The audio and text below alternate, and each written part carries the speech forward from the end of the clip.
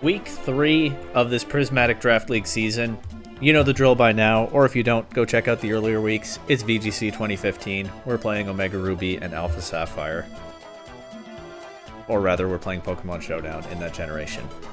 These are the standings in Pool A going into Week 3, so this is exactly the same table that I showed in Monday's video. You can go back to Monday's video to see how the Halifax Masquerade Men did against the undefeated Sinister Hand. But of course, just 2 weeks into the season, still a ton of room for movement in the standings. This is just an early look at how things have started for everyone so far. And likewise, here are the standings in Pool B going into Week 3, where there are 3 different teams tied at the top. The Elegancy, Genie Incarnate, and the Ontario Oguris, and I think 2 of them even play each other this week, unless I'm misremembering.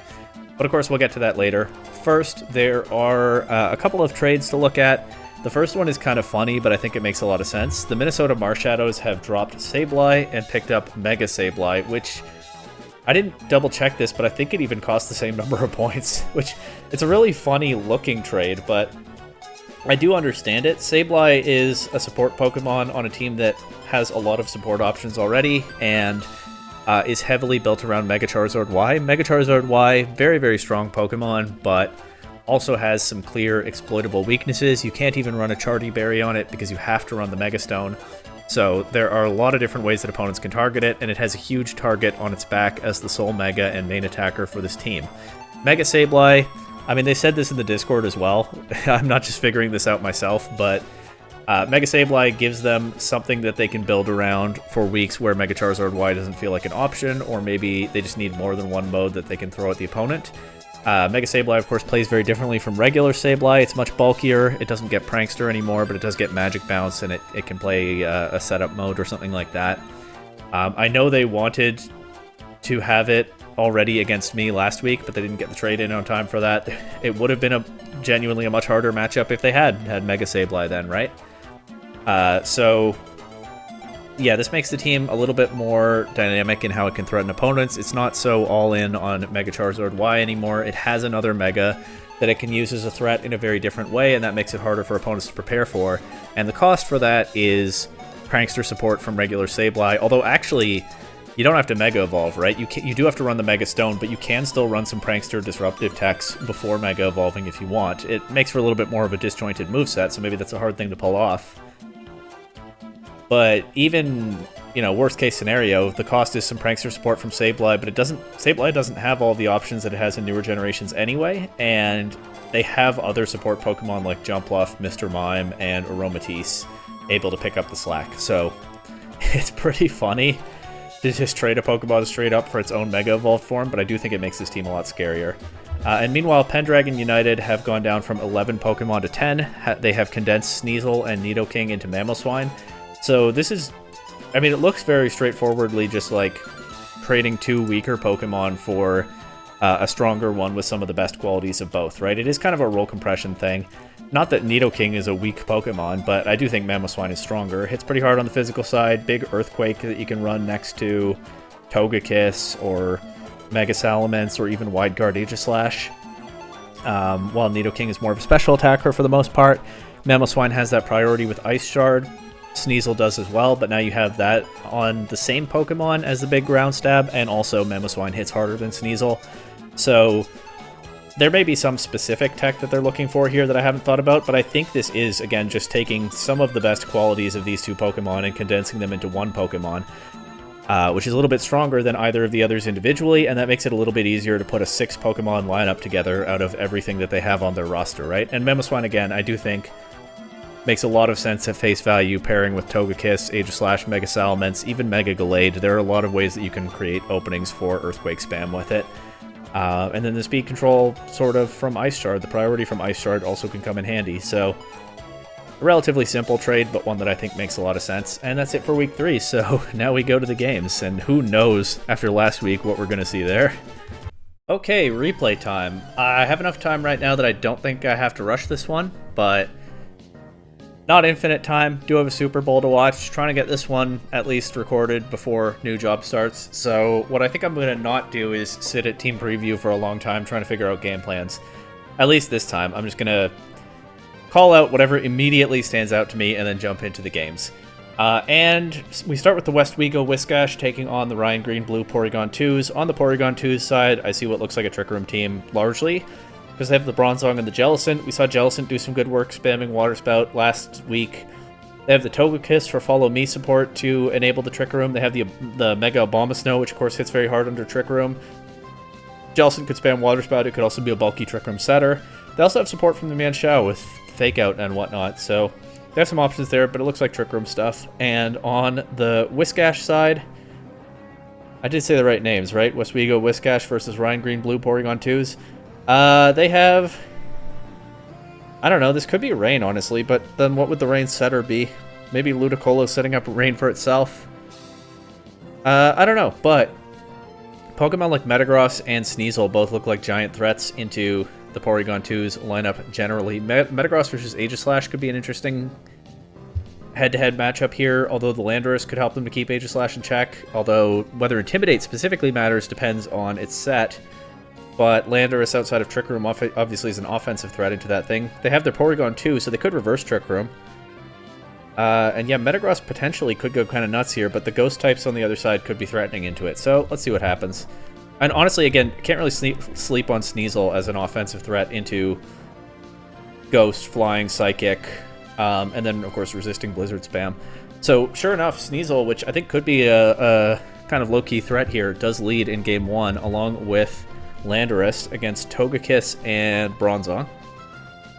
So is it just Follow Me Trick Room? Follow Me. Redirecting a U-turn, taking like nothing from that, but Porygon 2 gets onto the field this way with the download boost and attack, but then it also redirects a knockoff, which would not do very much damage, except it happens to crit the Togekiss. It still only does about a third, and removes a Citrus Berry. So, I mean, that's significant, right? That's... The crit does some real damage, still less than they'd like, but also the Togekiss won't get that bit of recovery. But on the Porygon 2 side, it is indeed just Follow Me Trick Room. Set up perfectly here. Togekiss still takes an Ice Shard from the Sneasel, which gets knocked down to its Focus Sash by a Gyro Ball. But after those two hits from Sneasel, Porygon 2 is able to knock out the Togekiss. It did take them 2 whole turns to bring that down, even with the Follow Me turn 1, and they lost most of their Sneasel in the process, but now we get to see, without the Follow Me distraction, what threats they have to take out the Porygon 2's other Pokemon under Trick Room. It's actually Manchao coming in for the Porygon 2's, which is interesting. It's probably their worst Pokemon in Trick Room, just because it's fast, so we'll see what they're cooking with that. Porygon 2, though, switching out to Landorus. We get an Intimidate into Manchao, as well as Bronzong, weakening the Gyro Ball. Fake Out into the Porygon 2 hits Landorus instead for not much damage, and Sneasel gets some decent chip, actually, about a third of Manchao with an Ice Shard, before dropping to a Gyro Ball. I will say we're seeing the limits of Sneasel a little bit in Game 1, as it's just not hitting very hard, although a lot of that is not having the best targets on the field and clicking a resisted attack into Togekiss, but yeah, the attack stat might just not be there for it to be the kind of threat I was sort of anticipating, but we'll see. Gets knocked out here. We'll see in the other games. Porygon 2 gets back in.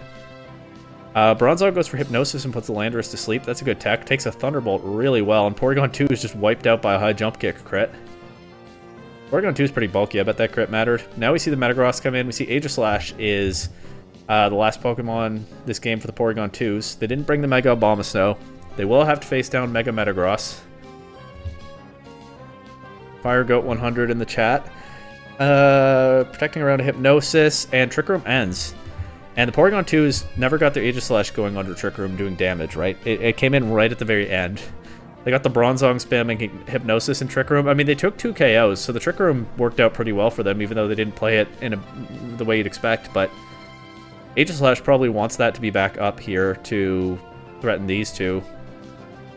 But we'll see. My guess is the Bronzong went for Trick Room again this turn, but it takes a lot from a Landorus knockoff. It does survive. We'll see what the Metagross went for here. Mental Herb is the item on the Bronzong. It's knocked out by a Brick Break. And we see a Shadow Ball one-shot the Mega Metagross. So yeah, Aegislash looking like a giant threat. Doesn't have its speed control right now, but still, I guess the threat of Bronzong clicking Trick Room was enough that it was able to direct the attention away from Aegislash. Still got the attack off. And Bronzong was bulky enough to take the knockoff as well. So, solid stuff from the Ryan Green Blue Porygon 2 so far. The game's not over yet, but Manchao now has Fake Out pressure into Landorus. We'll see if they have Protect. Oh, it actually just goes for Wide Guard to stop an Earthquake. Knockoff into Manchao, that's an odd choice. 2 possibilities here. Either Landorus is choice locked, so that's a thing to watch out for in later games, and I think is more likely here. or the Whiscash expect to lose this game and are scouting the opponent's items. We see Focus Sash on the Manchow. I think it's pretty unlikely that that's what it is, though. I think it's probably Choice Locked Landorus. So that's good information for the Porygon 2s the rest of the way. We see Substitute on the Aegislash. So they clicked Wide Guard to... I paused by accident there. They clicked Wide Guard to try to stop an Earthquake and get the Substitute for free. Still works out okay for them. And they should be able to just take out this Landorus from here. Knockoff breaks the Substitute. High Jump Kick does quite a bit of damage, actually. And Shadow Ball gets the KO. So solid Game 1 win for the Porygon 2s. And again, I think the Landorus being seemingly choiced is very good information for them the rest of the way. And they did it without the Mega Abomasnow, which makes sense because that Pokemon is very threatened by the Mega Metagross. And at least in this game, they didn't need it. But let's see what the Shinx can come up with to deal with that threat in Game 2. We see Metagross and Porygon 2 leading this time against Togekiss and Bronzong. So Togekiss, Bronzong again for running green, blue Porygon 2s. Porygon 2, though, on the field can click Trick Room now if it has that, so it does make this initial decision in this game a little bit more complicated. We see Metagross Mega Evolve. Another Follow Me from Togekiss. Metagross goes for Bullet Punch, which is super effective, but not very strong. Makes you think that might be the only Steel-type attack they have on it this week, because if they had like Meteor Mash or Iron Head, you'd think they go for that, and that would just knock out the Togekiss, judging by how much Bullet Punch did. But yeah, we see Bullet Punch instead. Togekiss will survive and get a Citrus Berry, so it's actually out of range of another Bullet Punch now, probably? Looks like it to me. A Thunderbolt, and it's out of range of this Thunderbolt. Togekiss actually surviving this turn. Bronzong does get to set the Trick Room. Togekiss drops to another Bullet Punch. The priority under Trick Room proving useful there for the Shinx. The Whiscash. As Bronzong misses a Hypnosis into Metagross, so much stronger start for the Whiscash this game. Porygon 2 reversing the Trick Room, showing it does have the ability to do that. We see Aegislash, and then Bronzong switches out to Manchow. Metagross does go for a Zen Headbutt into King's Shield there, so it will take the attack drop. But Porygon 2 then clicking Thunder Wave into Aegislash. That goes through King's Shield because King's Shield doesn't stop status moves.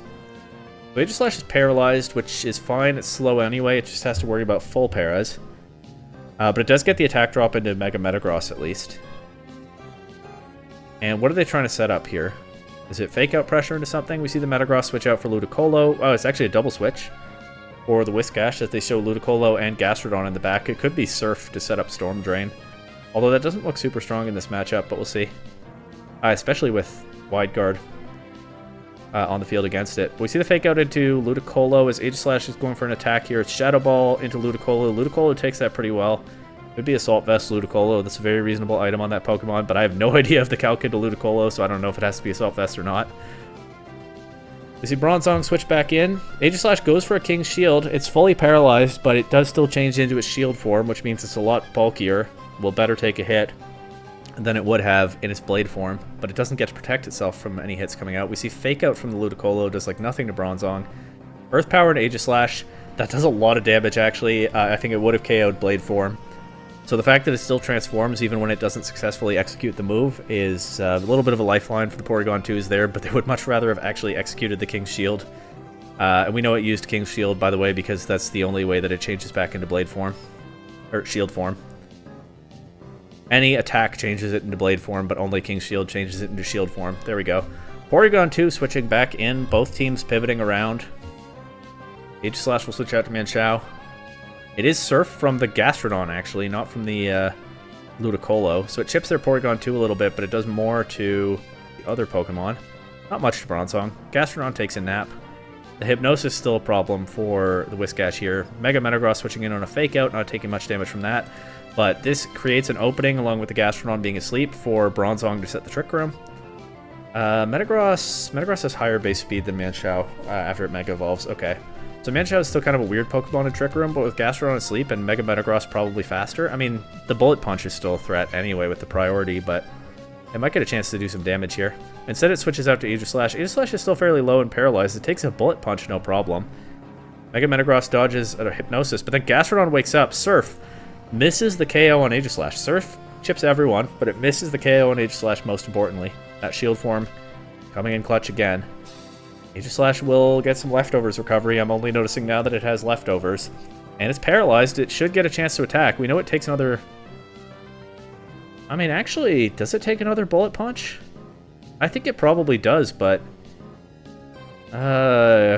it's close. And honestly... Will the Bullet Punch come out before Aegislash transforms? I think it will, but I'm not 100% sure. I'm not used to thinking about this Pokemon because it's not in Scarlet and Violet. We just see King Shield first. Makes sense. Get some more recovery. Maybe an attack drop on Metagross. Metagross not falling for it this time, though. Going for its own Protect. Another Hypnosis into Gastrodon, so Gastrodon won't get to attack here. Aegislash a little bit safer now to that Bullet Punch or something. Metagross actually switching out. To Porygon 2. Porygon 2 coming in, immune to the Shadow Ball. Good switch there by the Whiscash. There was... I mean, the Porygon 2s are under so much pressure. It was kind of pretty obvious that there was a big Ghost-type attack coming out into the Metagross. But, you know, good for the Whiscash. Good synergy in their draft here that they had an immunity to switch in. No problem. And Gyro Ball not doing much to Porygon 2. Gyro Ball damage, of course, calculated... its power is calculated by the difference between the speed stats of the two Pokemon. The slower you are relative to the opponent, the harder the attack hits. So it would have had more power into Metagross, though of course it would be resisted. But Porygon 2, not as slow as Bronzong, but still pretty slow. Gastrodon waking up once again will knock out the Aegislash here, chip down the Bronzong. But the Gastrodon just not staying asleep long enough for the Porygon 2s to figure something out here. They miss now a Hypnosis into Porygon 2. Gastrodon will flinch, but Porygon 2 knocks out Manchow. Only Bronzong remains. It's going to need a lot of luck to win with Hypnosis. They target an Earth Power to Bronzong. It shows that it has Levitate. Good thing to scout, I suppose. I can't think of a reason you would bring Heat-Proof Bronzong into this, but I guess now they know for sure that their opponent didn't do that. But Bronzong probably loses this anyway. Gets paralyzed here as well. So once again, that doesn't matter to the speed control game because Bronzong's the slowest thing anyway. In fact, I think this powers up the Gyro Ball, but... Bronzong, I don't know if Bronzong even can win from here, but if there's any way, it involves, because they have all 4 Pokemon left, it involves a ton of luck with Hypnosis hitting and sleep turns, and you know what, that makes it gets even harder to get that luck when the Bronzong is paralyzed and there's a chance of a full para. Porygon 2 does take a nap here. Gastrodon Scald doesn't KO the Bronzong. I don't think Bronzong can win this anyway, right, because it never takes another hit at this point, and then how does it even put all 4 of these to sleep? I don't think it's possible, but if it is somehow possible, the full para comes in handy, just like we see there. And Gastrodon knocks out the Bronzong, and this game took a little bit longer than the other one, but the Westwego Whiscash do even the set. In Game 1, the Porygon 2s were more freely able to click attacks and just break through the opposing team, even with the Manchow under Trick Room. And with the Aegislash outside of Trick Room, the positioning got a little weird, but it still worked out fine for them. In Game 2... a lot of pivoting around by the Whiscash, and even with Hypnosis landing into Gastrodon a couple times, they found their openings and broke through over time. They ground out a slower-paced game that worked out well for them. I kind of wonder whether we'll see the Jellicent in Game 3. It resists the Metagross Bullet Punch. I guess the problem with Jellicent is you can't spam Water Spout into Ludicolo and Gastrodon. But if they have Water Absorb, then they also have their own water immunity from that. It's just what does Jellicent do back? But maybe we're about to find out. And maybe we'll see the Sneasel again. I don't know. Here we go. Game 3. Sneasel not hitting super hard in Game 1, though, so maybe they don't bring it again. Metagross leads here with Porygon 2, so same lead as Game 2, against Abomasnow and Aegislash. The Abomasnow finally showing up. I guess that makes sense. I've been kind of downplaying it because it's so afraid of Metagross, but it is one of their best offensive answers to Landorus and Gastrodon. And the Gastrodon was a real problem for them last game, so I can understand why they bring Abomasnow to this one. Let's see how it turns out. Porygon 2, by the way, consistently getting attack boosts, which of course is not what it wants from download. It wants special attack boosts, so Porygon 2 is clearly EVing well, so that they're... How does it work? I think download boosts the one that will do more damage on average into the opponents in front of it. So yeah, you can manipulate your own stats to influence the download boost. It's honestly something that I might forget to do if I play this team. I'll try not to forget.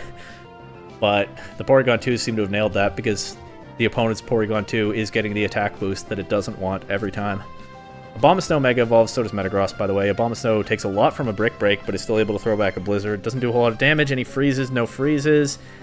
But then it's just Shadow Ball into Metagross, and it's knocked out. And that is a huge turn 1 for the Porygon 2s. Tricky position for the Whiscash, because They played around the Shadow Ball in Game 2 by switching Porygon 2 in for Metagross, but when they lead Metagross Porygon 2 and both of them are on the field together, then there's no way for the Porygon 2 to switch in. That can't be done, right? If they have Sneasel on the back, they can bring that in and resist the Blizzard and the Shadow Ball, but I think they probably don't, because 1, they didn't make that switch, and 2, Sneasel just wasn't very impressive in Game 1. So, with a big Shadow Ball there when Porygon 2 is unable to switch in, the Ryan Green Blue Porygon 2s, a lot of Porygon 2 in this set, gets a little confusing, I know, have eliminated, I mean, they traded a lot of Abomasnow's HP for this, but they have eliminated its greatest threat turn 1. And if it's Gastrodon in the back, then that Pokemon might have to be afraid now. Granted, Abomasnow is super slow, so it's still not completely, it's still not necessarily simple for the Porygon 2s here. Aegislash gets Thunder Waved. Full Paras might matter, Speed Control probably won't, you know the drill. Also, Hail is chipping things down, but not very much. We see the Landorus come in here, and Abomasnow will switch out. Abomasnow would love to just Blizzard the Landorus, but it would have to do that under Trick Room. Landorus will knock it out first otherwise. We see the Bronzong come in. They're probably going to be in a pretty good position to set Trick Room. The only thing is, the Porygon 2 can reverse it. There's not a whole lot else to stop them here. King's Shield from the Aegislash, but it's a U-turn into Bronzong, so they get to pivot something in. They actually do have Sneasel on the back. I wonder whether this will taunt Bronzong. If it just knocks off, Bronzong's probably too bulky for that to stop it. But again, you also can reverse Trick Room with Porygon 2, so it is still a tricky position for both sides. But I wonder if we'll see, like, taunt Sneasel or something. Sneasel, of course, also not taking damage from the Hail. Manchow switching in for Aegislash. No Protect or anything on the Bronzong, but the Sneasel actually goes for Knockoff into Aegislash. What did Aegislash do last turn? King's Shield, so they're not expecting a double King's Shield. They just want to go for the damage and remove the leftovers. The Catch Manchow coming in, not very effective. Still does a fair bit, but Sneasel doing nothing to stop the Bronzong this turn. Maybe thinking Bronzong would Protect. Porygon 2 does get KO with a Thunderbolt, but this is arguably what the Porygon 2s want. The Porygon 2s want the Porygon 2 to do that, arguably, because now they get Trick Room and they get one of their slow attackers on the field immediately. They're probably glad that Manchow got knocked out there. Or at least it's like a little favorable for them. Aegislash comes in and immediately switches out to Abomasnow, pressuring Sneasel out, Landorus onto the field. Tricky stuff there from the Ryan Green Blue Porygon 2s, as they now get the position they want with Abomasnow against Landorus. Good bait there. Abomasnow also not taking much from a Thunderbolt. Now Abomasnow is pretty free to click that Blizzard. Sneasel will come in, not take too much from it. Does get its Sash broken. Actually takes a fair bit. And then it drops to a Gyro Ball. So really well positioned by the Ryan Green Blue Porygon 2s. Not quite over yet, as Porygon 2 has reversed the Trick Room, but can Landorus win this from here? I mean, Porygon 2 is low. We'll just have to see what happens. Abomasnow switching out to Aegislash. It's Rock Slide from the Landorus, and again, I think it's probably choiced, so into 2 Steel types, that's not paying off super well for them, doesn't do much damage. And the Thunderbolt just not doing enough either with the attack boost. Bronzong does flinch here, but it looks like a bad position at this point for the Whiscash. Unless they keep getting flinches forever. The Thunderbolt actually takes out the Bronzong, so that will deny a Trick Room if they went for it. But Aegislash showing Flash Cannon knocks out the Porygon 2. I think Landorus is choice locked into Rock Slide. It can take out Abomasnow, but it's really hard for it to beat Aegislash at this point. It does knock out the Abomasnow there. It does like nothing to Aegislash. They can still win with a long string of full paras and flinches. Actually, I don't know if they even can before they run out of PP, because the other thing is, yeah, they have 13 Rock Slides left. They need to hit all of them, and they need to like always get a full para or flinch. But also, Aegislash can go back into Shield form anytime now and take less, take even less damage from the Rock Slide, and then go back into Blade form at just the right time when it wants to attack. And Landorus is getting worn down by the Hail as well. So is Aegislash, but Landorus is lower and doesn't have leftovers. Sure enough, it's King's Shield going into Shield form, stopping a Rock Slide, wasting a Power Point. I don't think Landorus survives. Well, the Hail ends in a few turns, so Landorus does survive that. But actually misses this next Rock Slide, drops to a Flash Cannon. I don't know if Landorus could even possibly win that. But maybe there's some way with just endless flinches and full paras that it was technically possible. But really solid Game 3 from the Porygon 2s, getting rid of the Mega Metagross turn 1, and then just putting out enough pressure the whole game, and positioning the Abomasnow really well also. It still wasn't a done deal after turn 1, but they converted really well here, and they take a solid 2-1 win. I'm just reading chat. Nothing too much need to be said about that. Let's move on to the next set, which is the Grounded Punching Bags taking on the East Coast Espurr. The Punching Bags have their Zoroark. Let's see if Zoroark fools an opponent again. It was a lot of fun last week. Otherwise, I don't know. They have a strong mix of Pokemon with the Mega Manectric and everything. We'll see what the game plans are.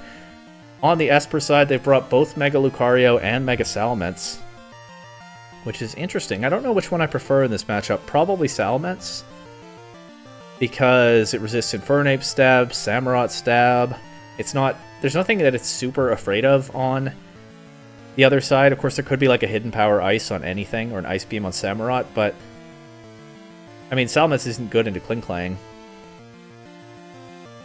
But do I prefer that over Lucario into Crobat and Infernape? And arguably Mega Manectric? I don't know, maybe. But it depends on the specific game plans, right? And otherwise, they got their Fairy supports. They've got Thundurus. Maybe we'll see what Swampert's here to do. I don't know. I just want to see if Zoroark fools someone again. Manectric leads with Klinklang against Swampert and Thundurus. So Thundurus, one thing Swampert can do is sit next to Thundurus on the field while Thundurus spams Discharge. Manectric, of course, before it Mega Evolves, could have... Actually, we do see here that it doesn't have Intimidate, so it could have Lightning Rod.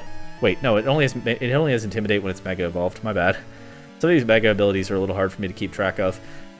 That didn't prove anything. It could have Lightning Rod, so you probably don't want to just go for Discharge right now.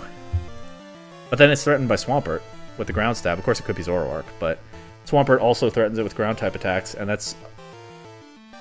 Okay, that's what Swampert is here for, I think. The one thing that holds up against Discharge spam on this team is weak to Ground. We also see Rain Dance on the Thundurus, so they could be setting up for some kind of Water-type game plan as well. It is Earthquake this time. Manectric protects around it as Klinklang takes a bunch of damage, eats a Citrus Berry. Still in range, but we see Trick Room on the Klinklang. Not a position where I expect Trick Room to be set up, as both of these Pokemon are not the fastest, but like fairly fast. Manectric becomes very fast after it Mega Evolves. The Trick Room definitely surprising me, but we do see it here, and now there is a bit of a speed advantage on the Punching Bag side. The question is what they'll do with it, and while I did call out Hidden Power Ice as a way they can threaten the Mega Salamence, Manectric also really wants Hidden Power Grass to threaten the Swampert. Welcome to the dilemma of like every Electric-type special attacker in Smogon formats from Gen 3 to Gen 6 or so. Hidden Power Ice or Hidden Power Grass. It's really funny to see the same dilemma pop up here, because if it doesn't have Hidden Power Grass, Manectric is probably still just kind of cooked against Swampert. Unless this is Zoroark, but then it's probably faster than Swampert, and then that's a problem in Trick Room. Actually, Manectric probably is as well. Klinklang switching out here to Klinklang, so I don't think Zoroark learns Trick Room. Also, we would have seen the illusion get broken. So that was the real Klinklang earlier. This one is Zoroark. That's a really funny way to... I don't know if they intended that, but definitely reveal where the Zoroark is. The Manectric confirmed real even just before it Mega Evolves and intimidates Swampert. But yeah, Swampert's slower. Earthquake into Manectric and Zoroark. Does a lot to Manectric, not as much to Zoroark. The illusion is broken, but what does it matter? We already knew. And Thundurus at -1 attack takes the Manectric off the field for a turn with Skydrop. I don't think this will KO, but it does prevent Manectric from doing anything this turn. If it does have Hidden Power Grass, we don't find out yet. Swampert going for a Rain-boosted Waterfall takes out the Zoroark. Yeah, Skydrop does very little damage. Honestly, I thought it might do more than that. But Manectric still doesn't get to do anything. I still don't maybe understand Skydrop. Does Manectric not get to select a move there? Didn't we see interactions like that where they did get to select a move last week? I might have to do some testing with Skydrop just for these videos. I don't think I have anything that learns it on my team, but I clearly need... Well, I might have to understand this move better if I'm going to get through the rest of this season watching people spam it. Anyway, Infernape is on the field. Fakes out the Thundurus, but that means there's nothing to stop an Earthquake, which takes out Manectric, does a lot to Infernape. Thundurus flinches, but now Klinklang is here. The Punching Bags brought 3 ground weaknesses and a Zoroark to this game. And Zoroark neutral to ground, just not very bulky. And it is just a Thundurus Swampert, mainly Actually, Thundurus just played support here. It is just a Swampert sweep in Game 1. And they're going to have to show in Game 2 what they have for that. I could see... Again, we don't know if it's Hidden Power Grass main Trick. If it is, they probably don't want to set up Trick Room because the Swampert only benefited from it in this game. But we could see like Grass Knot Samurott. We could see Crobat just for the Earthquake immunity. Hidden Power Grass Infernape. But again, most of these would rather not have Trick Room set up, so I don't think they'll be setting that again. Well, let's see. Also, the Espurr could throw something completely different at them in Game 2. Punching Bags lead with Infernape and Crobat against Thundurus and Swampert. Once again, though, we see the power of the Disquake combination here, because yes, Crobat is a ground immunity, but if Thundurus wants to start clicking Discharge finally, now is a good time for it. Also, I said Hidden Power Grass Infernape, but I believe Infernape gets Grass Knot, so that might be the coverage they have for Swampert here. Let's find out. It's just Fake Out into Swampert for now, and Super Fang. So Super Fang, of course, does half of its current HP, so it was never going to KO. The only way Super Fang can ever KO is at literally 1 HP. But it does do a lot of damage. Hopefully they have something good to follow that up. Thundurus just going for a Thunderbolt here. No Discharge, I guess. Doesn't quite KO the Crobat. And then it switches out to Clefairy. Swampert, I'm guessing, will Protect here, but it doesn't. I'm wrong, it doesn't. I thought maybe it would do that to get the Follow Me cover next turn. Clefairy will get taunted immediately, though, so there won't be any Follow Me. It's just Rock Slide from the Infernape that's resisted by Swampert. Not going to do much. Swampert now showing Muddy Water, so it's a mixed Swampert. We've seen Earthquake, Muddy Water, Waterfall. Maybe it's Assault Vest Swampert. I don't think we know its last move. But yeah, I could see 4 attacks if you're running both Waterfall and Muddy Water. But showing it does have that other spread option that would be boosted by the Rain. They don't have Rain up this time. But knocks out the Crobat and does a lot to the Infernape. Now Samurott's here. So yeah, they did try to bring all their Swampert answers after just getting swept by it in Game 1. And we'll see what that does for them. This is going to be the Fire Pledge, Water Pledge combo. So this is going to be a strong Water type attack off of Samurott's special attack. I think it will take out the Swampert for them. And it will set up the Rainbow. And we know the Infernape has Rock Slide, so I think they're going for the kind of flinch strats that we saw from the Edmonton Exeggcute last week. That could save this game for them. Let's see. I'm wrong. Swampert is not KO'd. Maybe it is a Solfest Swampert. It takes out Infernape with a Waterfall, so no flinches to worry about here. And we know this is the real Swampert, or Samurott. We know this is the real Samurott because it used Water Pledge, which means this next one in the back is Zoroark. I didn't think it worked like that. I thought if Zoroark were the last Pokemon, it would just show as itself. But I guess I don't know all my illusion interactions. But yeah, Zoroark on the left, Samurott on the right. Aqua Jet takes out the Swampert. Flamethrower from Zoroark does very little to Clefairy. And it gets crit back by a Moonblast and knocked down to its Focus Sash. As Taunt ends on the Clefairy here. And the last Pokemon for the Espurr is Florges. It immediately switches out for Thundurus. Probably trying to bait like a Sludge Bomb from Zoroark, because Florges is a giant threat. They do have to remove that if they can. But Zoroark actually not showing Sludge Bomb at all, just goes for a knockoff into Clefairy. Doesn't do much, but does remove the Eviolite. It's Blizzard from Samurott. It misses Clefairy, and it does not a whole lot to Thundurus. This is perhaps not as strong as Samurott as I anticipated. It doesn't have a crazy high special attack stat, but it has like a pretty high one. I'm a little surprised at how little damage it's doing with some of these attacks. Oh, Friend Guard is a thing, though. That probably helps the Thundurus here, and the Swampert earlier. Maybe I'm not accounting for Friend Guard. Speaking of which, Clefairy actually gets rid of Friend Guard this next turn. It uses Roleplay, which, as you can see in the text right here, if you don't remember that move, changes its ability into the target's ability. Sort of like a reverse entrainment. Instead of giving its ability to something else, it takes an ability. And so this is going to be Prankster Clefairy now. I wonder what they're cooking with that. I don't think we've seen it click a status move yet, except this one right here, the Roleplay.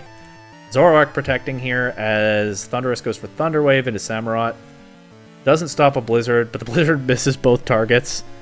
There is no Friend Guard on the field anymore, so it would have done more. Knockoff will remove a Citrus Berry from Thundurus.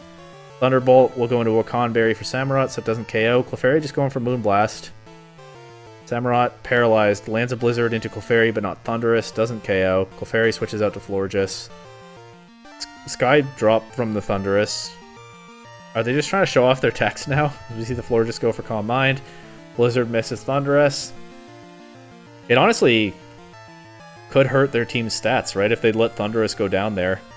There were what? I think there were multiple Blizzard misses. If Thundurus gets knocked out, then, you know, it doesn't make a big difference, but the stat sheet looks that little bit worse for Thundurus, but yeah, it does kind of feel like they clicked Roleplay and Combine there just to show the tax as the set was about to end anyway. Pretty dominant win there by the East Coast Espurr. Don't know what they were actually intending to do with Roleplay. I mean, they could copy Intimidate on Manectric and intimidate his teammates. That doesn't look amazing here. Maybe they had something they could do with Prankster and they just didn't show it, even though they did copy the Prankster. It remains a little bit of a mystery, but in any case, dominant win from the East Coast Espurr, the Swampert sweeping Game 1, and then the Punching Bags threw all they had at it in Game 2 and did manage to remove it, but not before it did a bunch of damage with Muddy Water, and then Thundurus, Clefairy, and Florges were able to clean up. Next, we have the Book Club taking on the cooler London Vespiquens. Both Alakazam and Kangaskhan here this week. They like to do that 50-50, guess the Mega. I thought last time that it was pretty easy to guess, but this time, I mean, I think it's probably Kangaskhan. Well, I don't know. They both have significant weaknesses in this matchup, right? Alakazam kind of just loses to Crawdaunt and Scizor. I mean, it could have a hidden power. Well, I mean, it has moves to hit Crawdaunt. It could have hidden power Fire for Scizor, so Alakazam might actually be a little bit better here. But it kind of has to be afraid of Bullet Punch and even Aqua Jet if Knockoff is just too slow. Kangaskhan is better into those, but the Book Club do have 2 Fighting-type Megas. They've only brought one of them here. But I could see it being Alakazam this time, but it is a tougher guessing game than last time. They have 2 Follow Me users. They have Intimidate, which can weaken the Scizor and Crawdaunt, so that's another plus for Alakazam. And then the Liepard to be a disruptive threat, but they're definitely not trying Dive Cats this time, or Dig Cats. On the Book Club side, possible Rain mode with Tornadus, Zapdos, Scizor, Crawdaunt. Crawdaunt and Scizor, again, make a lot of sense as giant threats into Alakazam, while Arcanine gives them an Intimidate into Kangaskhan. They also can threaten it with Gallade. They didn't bring Lopunny this time, so Gallade is the only fighting type. We'll see if they have enough to get through the Intimidate, Fake Out, Double Follow Me, to get to the Mega, whatever it is. Alakazam leading Game 1 with Liepard, actually. Not Hitmontop or a Follow Me user. Against Tornadus and Gallade. I do wonder whether the Book Club anticipated Kangaskhan here. Alakazam will Mega Evolve immediately and copy Gallade's Steadfast ability. That's the ability that gives it a speed boost if it flinches. Thank you, by the way, to the coach of the Book Club for pointing out to me last week that Gallade has inner focus when it Mega Evolves, so was unable to flinch last week. I absolutely did not remember at all what Gallade's Mega ability was, but we know now. A Fake Out into Gallade would not accomplish anything here, but the Fake Out goes into Tornadus anyway. Alakazam goes for a Shadow Ball into Gallade, and it does just knock it out with a crit. Gallade's pretty specially bulky. I bet that crit mattered, but I don't know for sure. Pretty unfortunate start there for the Book Club, though. We see the Scizor come in, so there's their Alakazam answer. Liepard will just protect, and so will Alakazam. There's no Follow Me on the field or even Intimidate right now, but we'll see what comes out next turn. Alakazam switching out to Togetic as Tornadus sets Tailwind and gets Encored into more Tailwinds. Bullet Punch does more than half to Togetic, but doesn't just KO. And we see Tornadus switch out to Zapdos here to get rid of the Encore. Liepard switching out as well. I think Scizor is absolutely fine with being Encore locked into Bullet Punch, so I don't know how much there is for the Liepard to do here. We've seen Fake Out, Protect, and Encore. We don't know its last move, but maybe not a lot of disruptive options. Scizor's also not that bothered by Thunder Wave, right, if that's what the last move is, because Bullet Punch has priority. But Alakazam comes back. This time it copies Pressure, which is kind of fun. Bullet Punch into Togekiss knocks it out, but now Liepard can come back in with Fake Out Pressure. Instead it's Pachirisu, and this is actually pretty tricky for the Book Club because Pachirisu resists the Bullet Punch. So Follow Me here could be a bit more disruptive. Of course, unless this is Choice Banded Scizor, which we know it isn't because there's a Life Orb. I totally noticed that earlier. Just kidding, I just noticed it now. I don't mind admitting that. We know it's not Choice Scizor, so it can like Bug Bite the Pachirisu or something, but yeah, a Follow Me user with a Bullet Punch resistance is pretty strong for the Vespiquens here. Protect from Zapdos, Follow Me from Pachirisu, Psychic into the Protect, and it is Bug Bite into Pachirisu. It almost KOs, but not quite. I think Bug Bite would consume a berry if Pachirisu had one, so this shows that it doesn't. But it would be a fun tech if they wanted like Citrus Berry Pachirisu or something.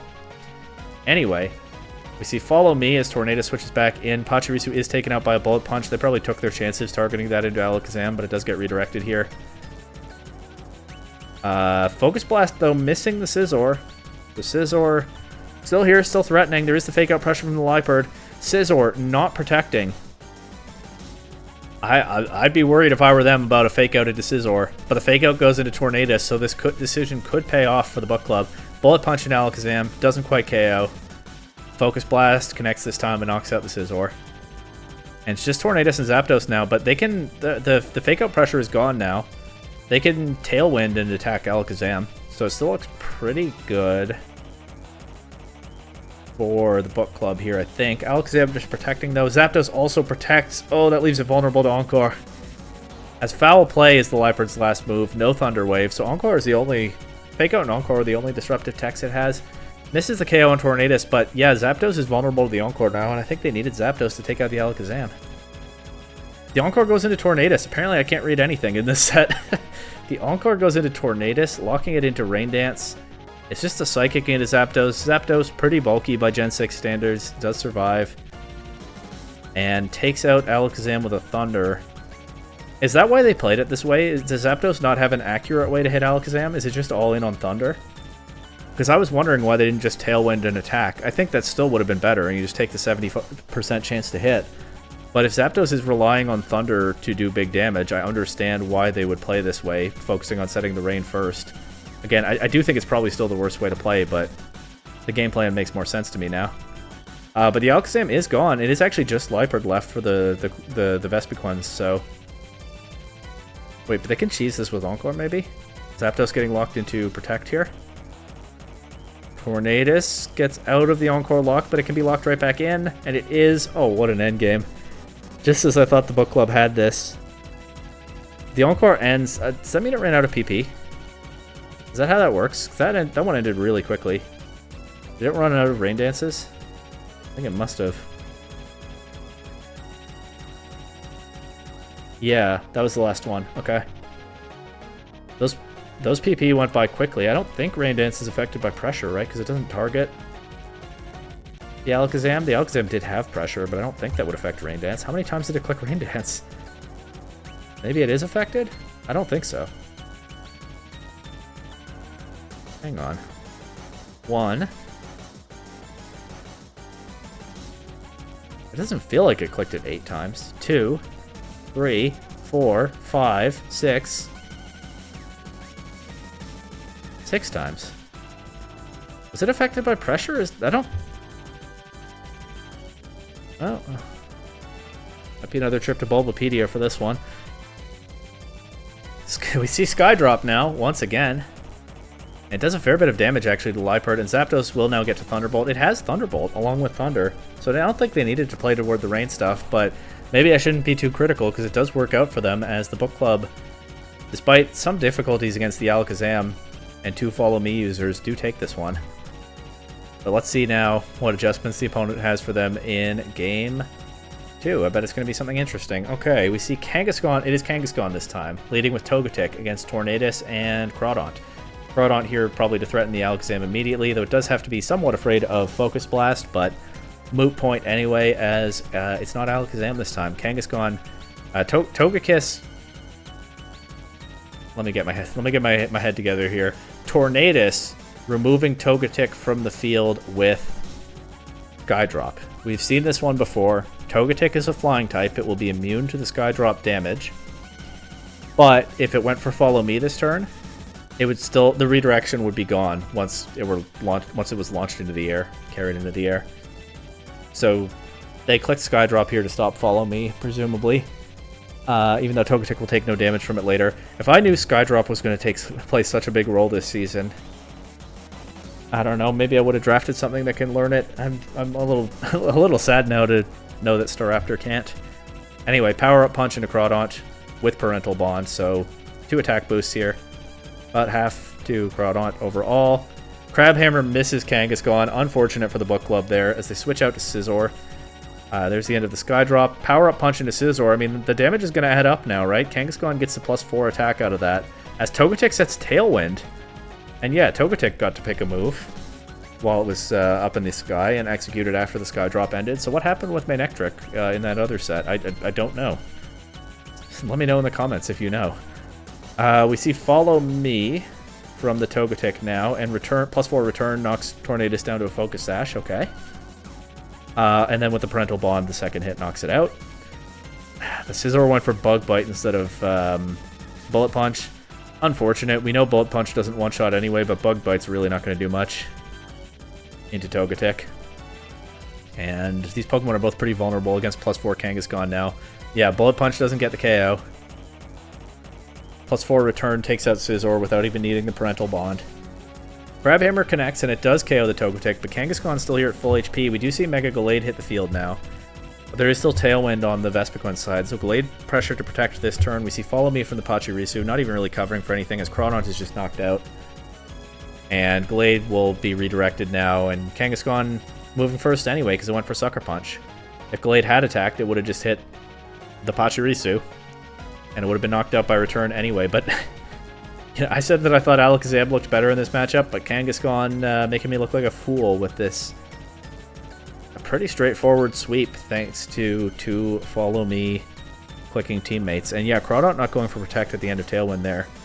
I don't know if it makes a difference really to the end of this one. I guess it kind of does, because if you still have two Pokemon on the field, Kangaskhan can only attack one of them. You probably still don't have enough damage into Kangaskhan. I think it just Sucker Punches the Gallade, and then Crawdaunt attacks the Pachirisu anyway. I don't think that would have saved the game for them, but I do wonder whether the Crawdaunt is choiced, just off of it not protecting on that last Tailwind turn. But now we go to Game 3, and who knows what surprises are in store for us here. Alakazam is back with Togetic against, this time, Gallade and Arcanine. Arcanine's sort of interesting because it can Extreme Speed Alakazam as well as intimidating Kangaskhan, but the Togetic Follow Me is still an issue for them here. Gallade switching out immediately to Crawdaunt as Alakazam Mega Evolves and copies Intimidate. That's pretty funny and awkward for the book club as their Pokemon take an attack drop now. Trace Alakazam is really funny. All the way back in Gen 7, I lost a singles draft league game once because the opponent's Mega Alakazam copied, what's the ability called? Fur Coat from my Alolan Persian, the one that reduces damage from physical attacks. And that actually won them the game in the end. They survived a hit that they wouldn't have otherwise, and Alakazam knocked out my last Pokemon. You can't sleep on Trace, it's a pretty fun ability. Anyway, Shadow Ball here into Crawdaunt for some reason. Oh, Crawdaunt just switched in for Gallade, that's why. I guess the special defense drop. So a lot of things not going super well here for the book club. Flare Blitz doesn't do much to Togetic. We see Helping Hand Arcanine into the Crawdaunt. But Crawdaunt will drop to a Focus Blast before it can click its probably Crabhammer, maybe Knockoff or something if it gets Knockoff this gen. Gallade will come back in and Mega Evolve. Avoid a Shadow Ball this turn. As Will-O-Wisp is directed into Togetic. I don't know, maybe they thought that was worth a shot even if they... even if that happened, because the Flare Blitz wasn't... Was it Flare Blitz? It wasn't doing much anyway. Or maybe they thought that the Vespiquens would make some crazy switch there. You never know with this team. Anyway, got another Follow Me. We got Zapdos on the field. Flare Blitz chipping the Togetic down a little bit, not very much. Maybe Will-O-Wisp was a misclick. That's also possible. As Zapdos getting worn down here. Another Shadow Ball special defense drop, though it shouldn't matter here. I like the Ancient Power there, because if the book club is going to turn that around, getting the stat boost in all 5 stats on Zapdos is probably the way to do it. But it is only a 10% chance. 10% of the time, that makes a big difference in this game for them. They still have to overcome the Pachirisu, so it's probably not enough to win. But I think that was worth a shot there. I like that they clicked it. It didn't pay off, though. Book club just not lucky in this set. I mean, it's tough anyway, right? The Vespiquens have 2 of the strongest offensive Megas and then a ton of supports to enable them. It's a tricky matchup, but there are some little... And, of course, Ancient Power boosts are very unlikely to activate, and I don't think they win this game anyway, because here's Pachirisu, but lots of little bits of luck going against the book club here. But I think it would be an uphill battle anyway. Follow Me from Pachirisu. Gallade takes a ton of damage from a Psychic as it switches back in for Arcanine. That's why I didn't move that turn. Okay. Pachirisu with the Volt Absorb, of course, able to neutralize any damage from Thunder or Thunderbolt. And we know that those are Zapdos' other 2 attacks along with Ancient Power. So Ancient Power kind of backfiring here as Zapdos is, as it's the only way that this Zapdos has to damage Pachirisu. It wouldn't do very much, but Zapdos is knocked out without doing that damage anyway. We see the Arcanine come back in. It's just follow me. Shadow Ball takes out the Gallade. Flare Blitz into Pachirisu does a lot actually, but not enough as it's another follow me. Psychic into Arcanine. Arcanine survives. And with a Citrus Berry, it might even take another one. Maybe not after Recoil. But now Liepard is here. We don't see a Fake Out from the Arcanine. I mean, we don't see a Protect from the Arcanine, so it's just Fake Out into Psychic, and that guarantees the KO. What went right for the Book Club in Game 1? How did they win that? It was Scizor spamming a bunch of Bullet Punches and Bug Bites, right? They were able to keep that on the field for longer. So it looked pretty smooth for them in Game 1 with the Scizor putting in a lot of work, but yeah, the Vespiquens doing a great job of showing the threats that they've assembled in their draft over the other two games, as Mega Kangaskhan just swept Game 2, and Mega Alakazam pretty much did the same thing in Game 3, taking down either one of those, and you don't necessarily know which one at preview with double Follow Me support. This is their first win of the season, but that's a real challenge for any opponent that they face from here on out. Do I play them? I think probably. I don't remember for sure. Next we have the Edmonton Exeggcute taking on the Nothing Burger. The Nothing Burger, again with the Mega Bayonet. They have Tail Room options, and then they have some other strong Pokemon. On the Exeggcute side, let's be honest, we're just here to see what the Smeargle will do, what kind of absurd Smeargle tech they've come up with for this week, so... Alright, they also brought Audino, Vivillon, Blaziken, Serperior, and Gliscor. It's a strong mix of Pokemon, but this team's all about the Smeargle. And here it is leading Game 1 with Serperior against Greninja and Whimsicott. Greninja protecting turn 1, turning into a normal type thanks to Protean as Whimsicott sets Tailwind. Greninja does avoid a Leaf Storm there. And Smeargle copies Contrary. I didn't think we'd see roleplay twice this week, but when Serperior and Smeargle hit the field together, I did kind of wonder whether there'd be like a skill swap or a roleplay coming out. Now, what are they going to do with Contrary Smeargle? It goes for King's Shield this turn, not avoiding an Encore, as King's Shield doesn't stop status moves. My bad. But showing a Mental Herb this turn. But the Whimsicott can just do it again next turn, so unless they have a way to remove it immediately, like, I don't know, Hidden Power Steel Serperior. Or, not Steel, Poison is its double weakness. Hidden Power Poison Serperior. Let's see, Acrobatics from the Greninja. Did Greninja consume an item?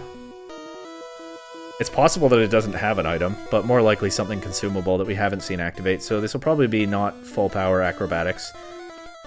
But maybe it is. It knocks out Serperior in one hit, with Stab, of course, thanks to Protean, but we'll see. Anyway, here is Vivillon going for Rage Powder. Of course, that doesn't work on Whimsicott because it's Grass type, so Smeargle will be locked into King's Shield here.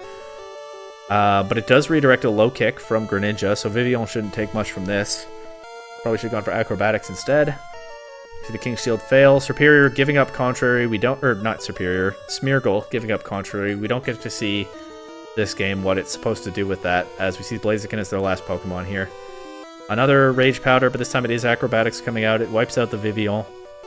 And Blaziken takes a Moonblast, takes about half. And no Speed Boost on the Blaziken? Or does that just not work the turn it switches in? I don't know. It'll Mega Evolve here. It'll get Speed Boost when it's Mega Evolved, guaranteed. Smeargle just going for King's Shield again. As if it wants to get Encored again, as Blaziken also protects. Maybe they'll Encore the Blaziken instead. Blaziken does get a Speed Boost here. Smeargle starting to get Moody Boosts. It is Encore into Smeargle, actually, so it'll be locked into King's Shield. As Greninja is still faster than Blaziken under Tailwind, just knocks it out. Yeah, that does make more sense, actually, than the thing I said. And now Smeargle is just stuck clicking King's Shield. The funny thing is it will get the attack drops on Greninja now. And from what we've seen so far, this is physical Greninja, so Smeargle can stick around longer and stack up those Gen 6 Moody Boosts. Right now it's had its evasiveness dropped, but it could in theory go up. But actually, never mind. I sure am getting a lot of calls wrong this week, as Smeargle does not get to stick around for a while. It just gets one-shot by -1 Low Kick anyway. So pretty dominant win from the Nothing Burger, and we did not see what the Exeggcute were going for there with the Contrary Smeargle. Maybe we'll get some better indication here in Game 2. Let's find out. Blaziken leading with Vivillon, so no Smeargle lead this time. I'm a little bit worried that we might not get to see the Smeargle tech at all this time. As Greninja leads with Whimsicott. Whimsicott switching out to Dragalge as Blaziken Mega evolves. Rage Powder from Vivillon redirecting an Acrobatics. I think this Greninja probably just doesn't have an item. Actually, would we have known that at preview? It doesn't say item exists, so maybe I should have caught on to that sooner. I think it doesn't have an item, and that's why the acrobatics is hitting everything so hard. Vivian knocked down to a focus sash here. Blaze kick into Whimsicott, but now it's Dragalge. Yeah, so it's resisted by the Dragalge. And we see leftovers, Dragalge not taking much damage this turn. There is no Tailwind on the other side, and Blaziken gets a speed boost there, so it can start threatening things in theory. I don't know what tech it has for Dragalge. Honestly, maybe Earthquake, because you could click that next to Vivian, no problem. Or even King Shield Smeargle. But it protects this turn, as so does Greninja. Sleep Powder into Greninja just hits the Protect, and it's Icy Wind from Dragalge, taking out the Vivian. As Superior comes in here, Greninja switching out to Claydol. Okay, didn't expect to see that, but immune to the Thunder Punch that comes out from Blaziken. And Superior, a Pokemon I'm very familiar with in VGC, unfortunately just does not hit very hard before it started snowballing its boosts, and so the Dragon Pulse doesn't do a whole lot there to Dragalge. Superior is kind of bulky. It takes a lot back from the Sludge Bomb, but it does survive. And I'm still waiting for this Blaziken to go crazy. We see a Blaze Kick into Dragalge now. I don't think it has Earthquake if it's going for a resisted attack. It probably is Double Stab and Thunder Punch, which means it has nothing good to hit Dragalge. But Dragalge protecting here anyway, avoiding another Dragon Pulse. Claydol takes out Superior with an Ice Beam. I wouldn't bet that crit mattered. Dragalge getting some HP back, and looks like it's not afraid of Blaziken, but now we see Gliscor. Gliscor can probably threaten Dragalge, but Gliscor then is afraid of Claydol's Ice Beam, unless it has the berry to take that. Blaziken showing it actually doesn't have Dual Stab, it doesn't have a fighting type attack, instead it has Brave Bird. So that's not super effective, but it's not resisted either. It just barely misses the KO on Dragalge. We're right back where we were last week with things surviving hits on like 1 HP. Dragalge takes that. Oh, also, that means the leftovers recovery over the course of this game has mattered, or else, you know, one turn fewer of that, and Dragalge would be knocked out here. Gliscor goes for Ice Fang into Claydol. That's just not doing very much damage, but it does get the flinch. Rare Ice Fang flinch there. That's fun to see. But now Dragalge Icy Wind will do a lot to Gliscor, not so much to Blaziken. Blaziken has so many speed boosts, it's not that bothered about the Icy Wind. Blaziken will get to threaten something here. We see it's Toxic Orb Gliscor, so probably Poison Heal. But both these opponents have Ice-type coverage, so lots of threats into Gliscor. Claydol, pretty bulky, takes Blaze Kick, and actually it doesn't knock out the Gliscor. Instead it hits Blaziken back with a Psychic, which Blaziken survives. So Blaziken gets a chance to finally knock out Dragalge here. Gliscor manages to knock out Claydol with an Ice Fang crit. The previous Ice Fang did enough that the crit probably didn't matter. Doesn't look like that crit mattered, but still pretty exciting to see on the screen. And Blaziken and Gliscor kind of in the driver's seat here. They still have to beat Greninja and Whimsicott, though. But they did get out of that tough position earlier. Greninja now protecting. Blaziken, by the way, at Blaziken now at +6 speed. It goes for Thunder Punch into Whimsicott instead of something like Blaze Kick. Honestly, my guess is either a misclick or they wanted to Thunder Punch Greninja and then they read the Protect and changed their target and they forgot to change what move they were using. I don't know. Blaziken will be taken out by a Moonblast here. It's Ice Fang from the Gliscor, not enough to KO the Whimsicott after Thunder Punch did very little. And now it's Tailwind, and we see Ice Punch from the physical Greninja. Lots of ice coverage from the Nothing Burger this week. Pays off, takes out the Gliscor. The Nothing Burger get the 2-0 win. We don't get to find out what the contrary Smeargle tech was. I'm sure I can go find out in the Discord, but we don't get to see it here. And that's it for this set. Before we move on to the next one, I forgot to look up Pressure after the last one. I thought Pressure only worked... Okay, just Googling the word Pressure is not going to do it. Sometimes that works with Pokemon words. You ever just Google the word Pressure? I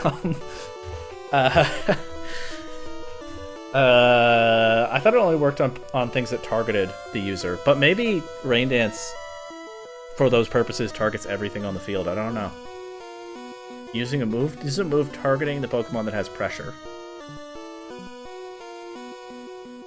Protect applies... can't speak today. Pressure applies to moves that target the entire field, such as Rain Dance. So yes, that is why the Rain Dance PP was worn down. That's a neat interaction. I learned so many things about the Pokemon video game series. from watching these PDL sets. That's why the Tornadus ran out of Rain Dance PP.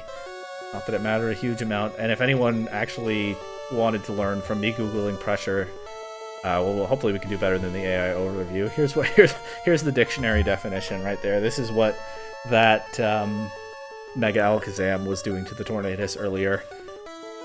Continuous physical force or persuasion, influence, or intimidation. Yeah, that's basically the gist. The physics looks like this. Okay, next set. Denver Dewotts versus Minnesota Marshadows. The Marshadows, I was about to say not bringing the Mega Sableye because I didn't see it. It is here. It's hidden behind Metagross. I actually missed that when I was opening all these tabs. That's pretty funny. The Charizard is also here, so they have two different ways they could play this. They can do Charizard offense with Garchomp complementing it. But it looks to me like they might be built more toward a Trick Room mode with like Mischievous, Metagross, Conkeldurr, Mega Sableye. Be interesting to see. And it makes sense. We have the sand threats from the other team, so Tyranitar able to get rid of the sun, set up a Sandstorm, threaten Charizard with his Rock Stab, and make Excadrill turbo fast and threaten Charizard with its Rock non-stab. Heat Rotom, of course, can take a hit from Charizard pretty well, either of its stabs or common coverage, and threaten back with electric type damage. Heatran has Flash Fire. Noivern even is a fire resist, so the Charizard honestly looks really bad here. I wonder why they still brought it. There might be some game plan they're cooking up that I don't know about yet, but I also kind of wonder whether it's bait. But I think more likely we are going to see the Mega Sableye put in some work here, and we'll see what the Dewotts have for that. Starting off here with Noivern taking on Noivern and Heat Rotom against Garchomp and Metagross. Okay, interesting. The Frisk shows us that the Metagross is a Citrus Berry and the Garchomp is a Choice Scarf. Okay, Scarf Garchomp. Interesting. Good to know. Good information there. W scouting from the Noivern. We see the Excadrill switch in, so it could be a Sand game plan here as Metagross protects around an Overheat. Garchomp locks itself in a Rock Slide that does about half to Chi-Yu, Rotom, and a lot less than that to Excadrill. And now Metagross switching out to Mischievous. That should take the Overheat not super well, actually. It is a very strong attack, I guess. It does about half to Mischievous. But of course, there's the special attack drop now on the Rotom. Garchomp Rock Slide. Maybe it's just trying to flinch the Excadrill. Well, it also wants the KO on Rotom. Unfortunate that it misses there and doesn't get it, but it does get the flinch. We get another Overheat into Mischievous, this one doing a lot less than the previous one, of course. Rotom will now be knocked out by a Rock Slide as Excadrill sets up a Swords Dance, and there is not any kind of Trick Room coming out from the Mischievous. I mean, with Scarf Garchomp, maybe that's not likely anyway, but it is just a Shadow Ball into Excadrill. Arguably, it's not such a bad thing for the Marshadows that they missed Rotom with the Rock Slide last turn, because Rotom was not very threatening this turn, and they at least created an opening for Mischievous to do something. The Shadow Ball doesn't do a ton, and now Excadrill will get its Sand Rush if it has that ability. Could be Sand Force. Although at +2 attack, you'd probably rather have the speed, especially against Scarf Garchomp. Tyranitar comes in here. Garchomp switching out to Charizard, so Charizard not just bait. They do have a game plan around it. It does come in on an Earthquake, so that makes perfect sense. That actually will not hit anything on the other side of the field because Mischievous is Levitate and Charizard is Flying type. All it does is take out its own Tyranitar partner. Mischievous going for Destiny Bond here makes it tricky for Excadrill to try to target the Mischievous next turn. Like, clicking Rock Slide is super dangerous here, right? You probably want to do that into the Charizard, but if you hit the Mischievous as well, you knock that out and take yourself down with it, and then Noivern loses to Metagross and Garchomp, so they actually can't go for they can't go for Rock Slide this next turn. I was wondering whether there was some way that taking out their own Tyranitar was intentional, but I think the chat has answered that question. Noivern's here. We see we knew about the Charizardite Y. It has to have that, and we see Eviolite on the Mischievous. Charizard, by the way, free to Mega Evolve and change the weather because Tyranitar cannot come back in and set the sand back up. It just protects here. Iron-Headed and Mischievous will trade Excadrill for Mischievous, and now we see Hidden Power from the Noivern, so that could be Rock. That's a pretty reasonable one into the Charizard Y team. It could be like Electric, but I don't know why it would be. It's probably Rock. But I don't see how Noivern... I mean, the sun is up, and Noivern gets fire coverage. Maybe it has a way to beat Metagross, but I'm pretty skeptical here. We see... Oh, and then Garchomp is still in the back. I forgot about that. And it's Scarf Garchomp, so it'll go first here. One-shot the Noivern with Dragon Claw. The Dewotts may be figuring they were kind of cooked once they took out their own Tyranitar, and therefore willing to trade the Excadrill and get this one over with, maybe get some information and figure out a plan for Game 2. But I was so skeptical about the Charizard matchup here that I thought Charizard might just be team preview bait, and then they actually brought it in Game 1 and got a dominant win, so let's see if they have some other surprise cooked up in Game 2, or if we actually see the Charizard click a move besides Protect this time. This time we get Gardevoir and Rotom leading against Sableye and Conkeldurr, so this is more the kind of mode I expected, and now that they're up a game, this probably gets even more dangerous.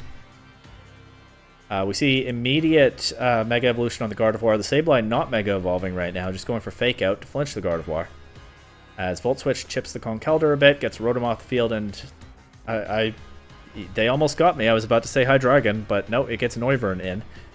We see Custap Berry on the Conkeldurr. Now, I did see this come up in the Discord, although I forgot until now. I'm pretty sure somebody discussing the match didn't know what Custap Berry does, so if anyone watching doesn't know, when Conkeldurr is at low HP, I don't remember the specific range, but it's probably like the last quarter of its HP or something, it gets priority on an attack one time. The berry, it can consume the berry to get priority on attack. So Custap Berry is a super fun ability. People used to run it on really bulky Pokemon or like sturdy Pokemon in Smogon singles. Like I think Fortress would run it. And you would set up entry hazards, get knocked down to your sturdy or just low HP, and then use Custap Berry to click Explosion and get off the field and do some damage. It's a fun, it's a kind of obscure item that's super fun on strategies built for it. So we'll see if it comes into play here. Obviously the Sableye has to have the Sable Knight.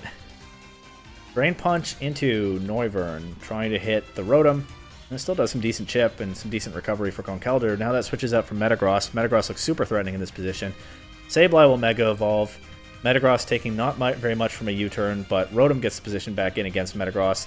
Gardevoir Pixelate boosted Hyper Voice does a ton of damage to Sableye, almost taking it out immediately, but not quite. Not so much damage to Metagross, but Metagross is now threatened by the Rotom. We see Foul Play from the Sableye. That's not going to do a ton to a Mega Gardevoir. The Marshadows may be anticipating... I don't know what they're anticipating. Gardevoir was in a strong position to just click that Hyper Voice, so I don't think they expected it to switch out. Maybe they just don't have better damage on the Sableye. I don't know. Gardevoir protects, avoiding a Bullet Punch as Metagross just gets cooked by an Overheat. And yeah, Rotom not taking very much from a Foul Play either. Scarf Garchomp is here, so they still have a way to overcome the Gardevoir, but it is starting to look kind of rough for the Marshadows here. Sableye switching back out to Conkeldurr. It is Iron Head taking out the Gardevoir, but Noivern... well, Noivern just switched in, so it doesn't do anything this turn, but now we see Tyranitar come in. It takes a lot from an Iron Head, but Noivern Air Slash takes out the Conkeldurr. No funny Custap Berry plays in this game. And it's just low HP Sableye, which is chipped by the Sandstorm, and Scarf Garchomp remaining. Garchomp is locked into Iron Head forever now. Honestly, that's not the worst. Well, actually, it's pretty bad here, because they still have Rotom in the back, and it double resists the Iron Head. Into these two, it would be reasonable if they were the only targets left. But we see Iron Head not take out the Noivern. Air Slash misses the Garchomp.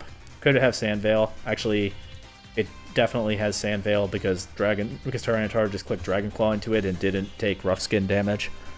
So Sand Veil, Garchomp getting a dodge there on the Air Slash. Foul Play, not doing a whole lot to the Tyranitar. It is resisted. Another Iron Head takes out Tyranitar.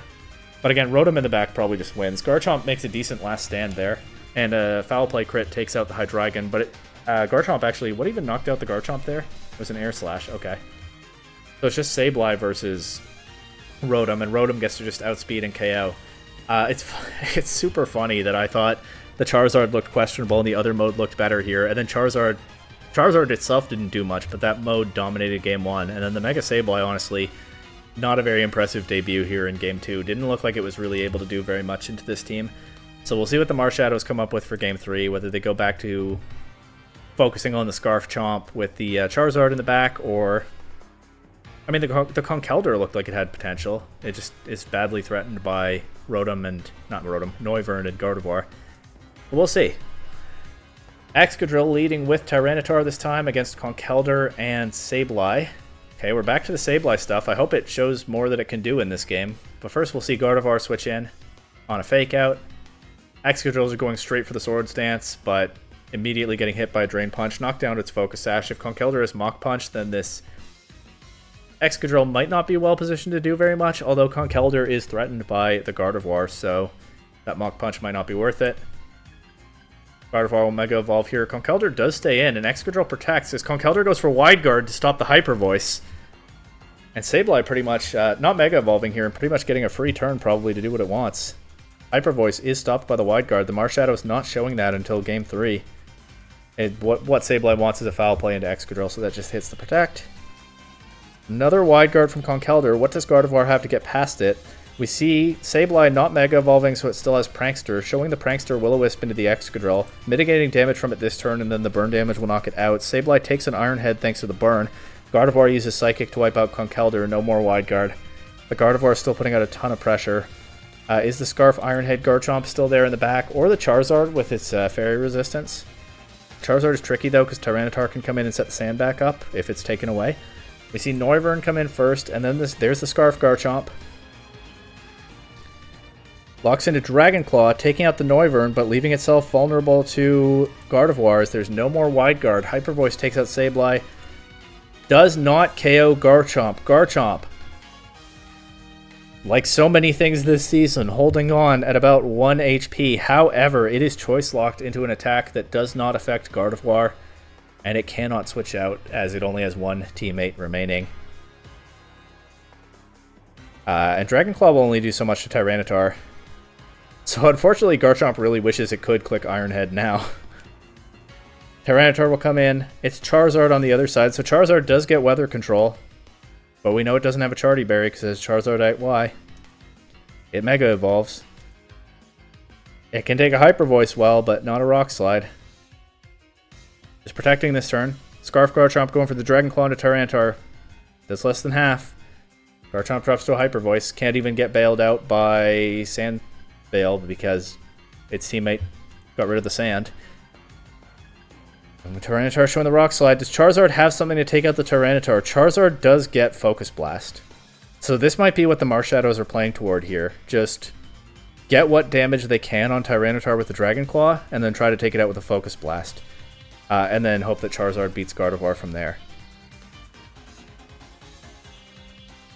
Charizard and Mega Charizard Y and Mega Gardevoir have the same base speed. I would not have guessed that.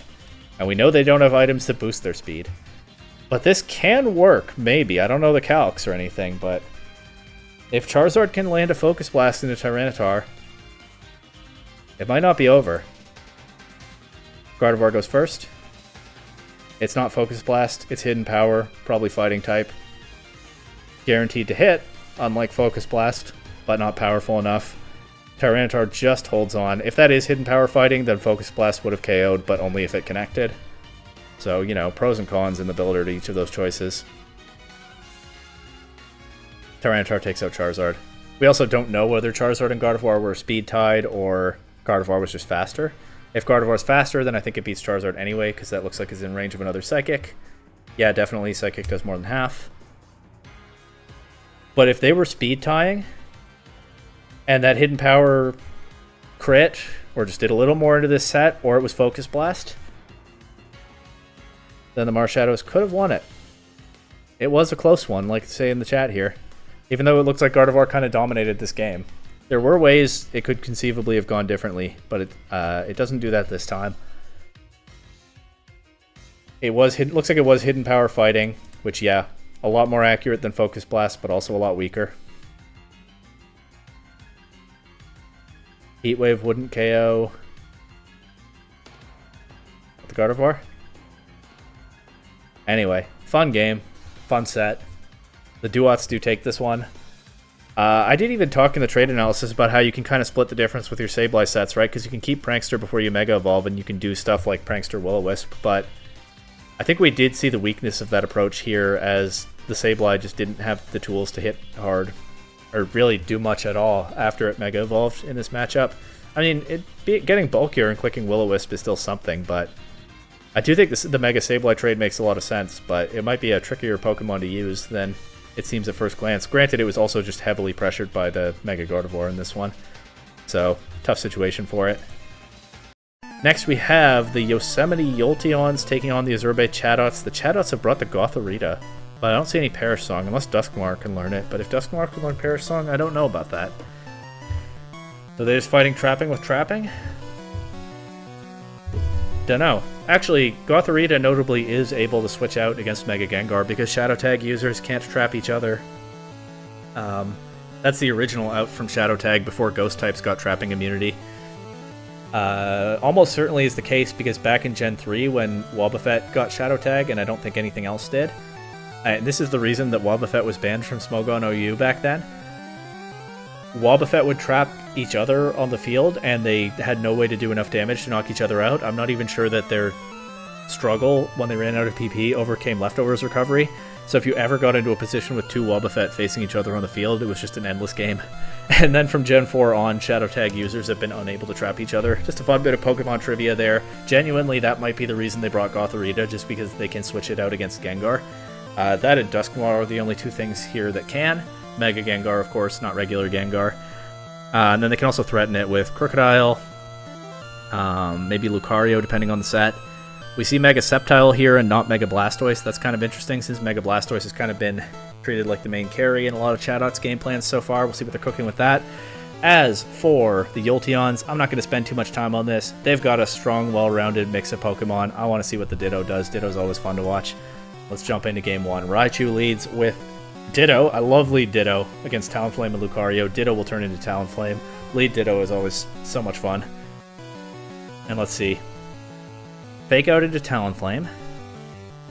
Lucario just goes for Follow Me and redirects a Brave Bird from Ditto, which does a lot. Activates the Citrus Berry, but Lucario is in range of another one. Talonflame will flinch here.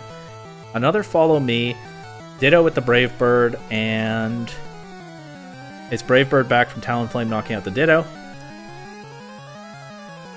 We see then Volt Switch taking out the Talonflame, so some quick KOs in this one, but the Yolteon's up a Pokemon right now. They pivot in Gyarados and Raichu again. We see Crocodile and Sceptile are the other two for the Chatots. So Sceptile will Mega Evolve here. It now has Lightning Rod. The Raichu has no Volt Switch targets at all. Of course, it can still Fake Out into something and create an opening for Gyarados.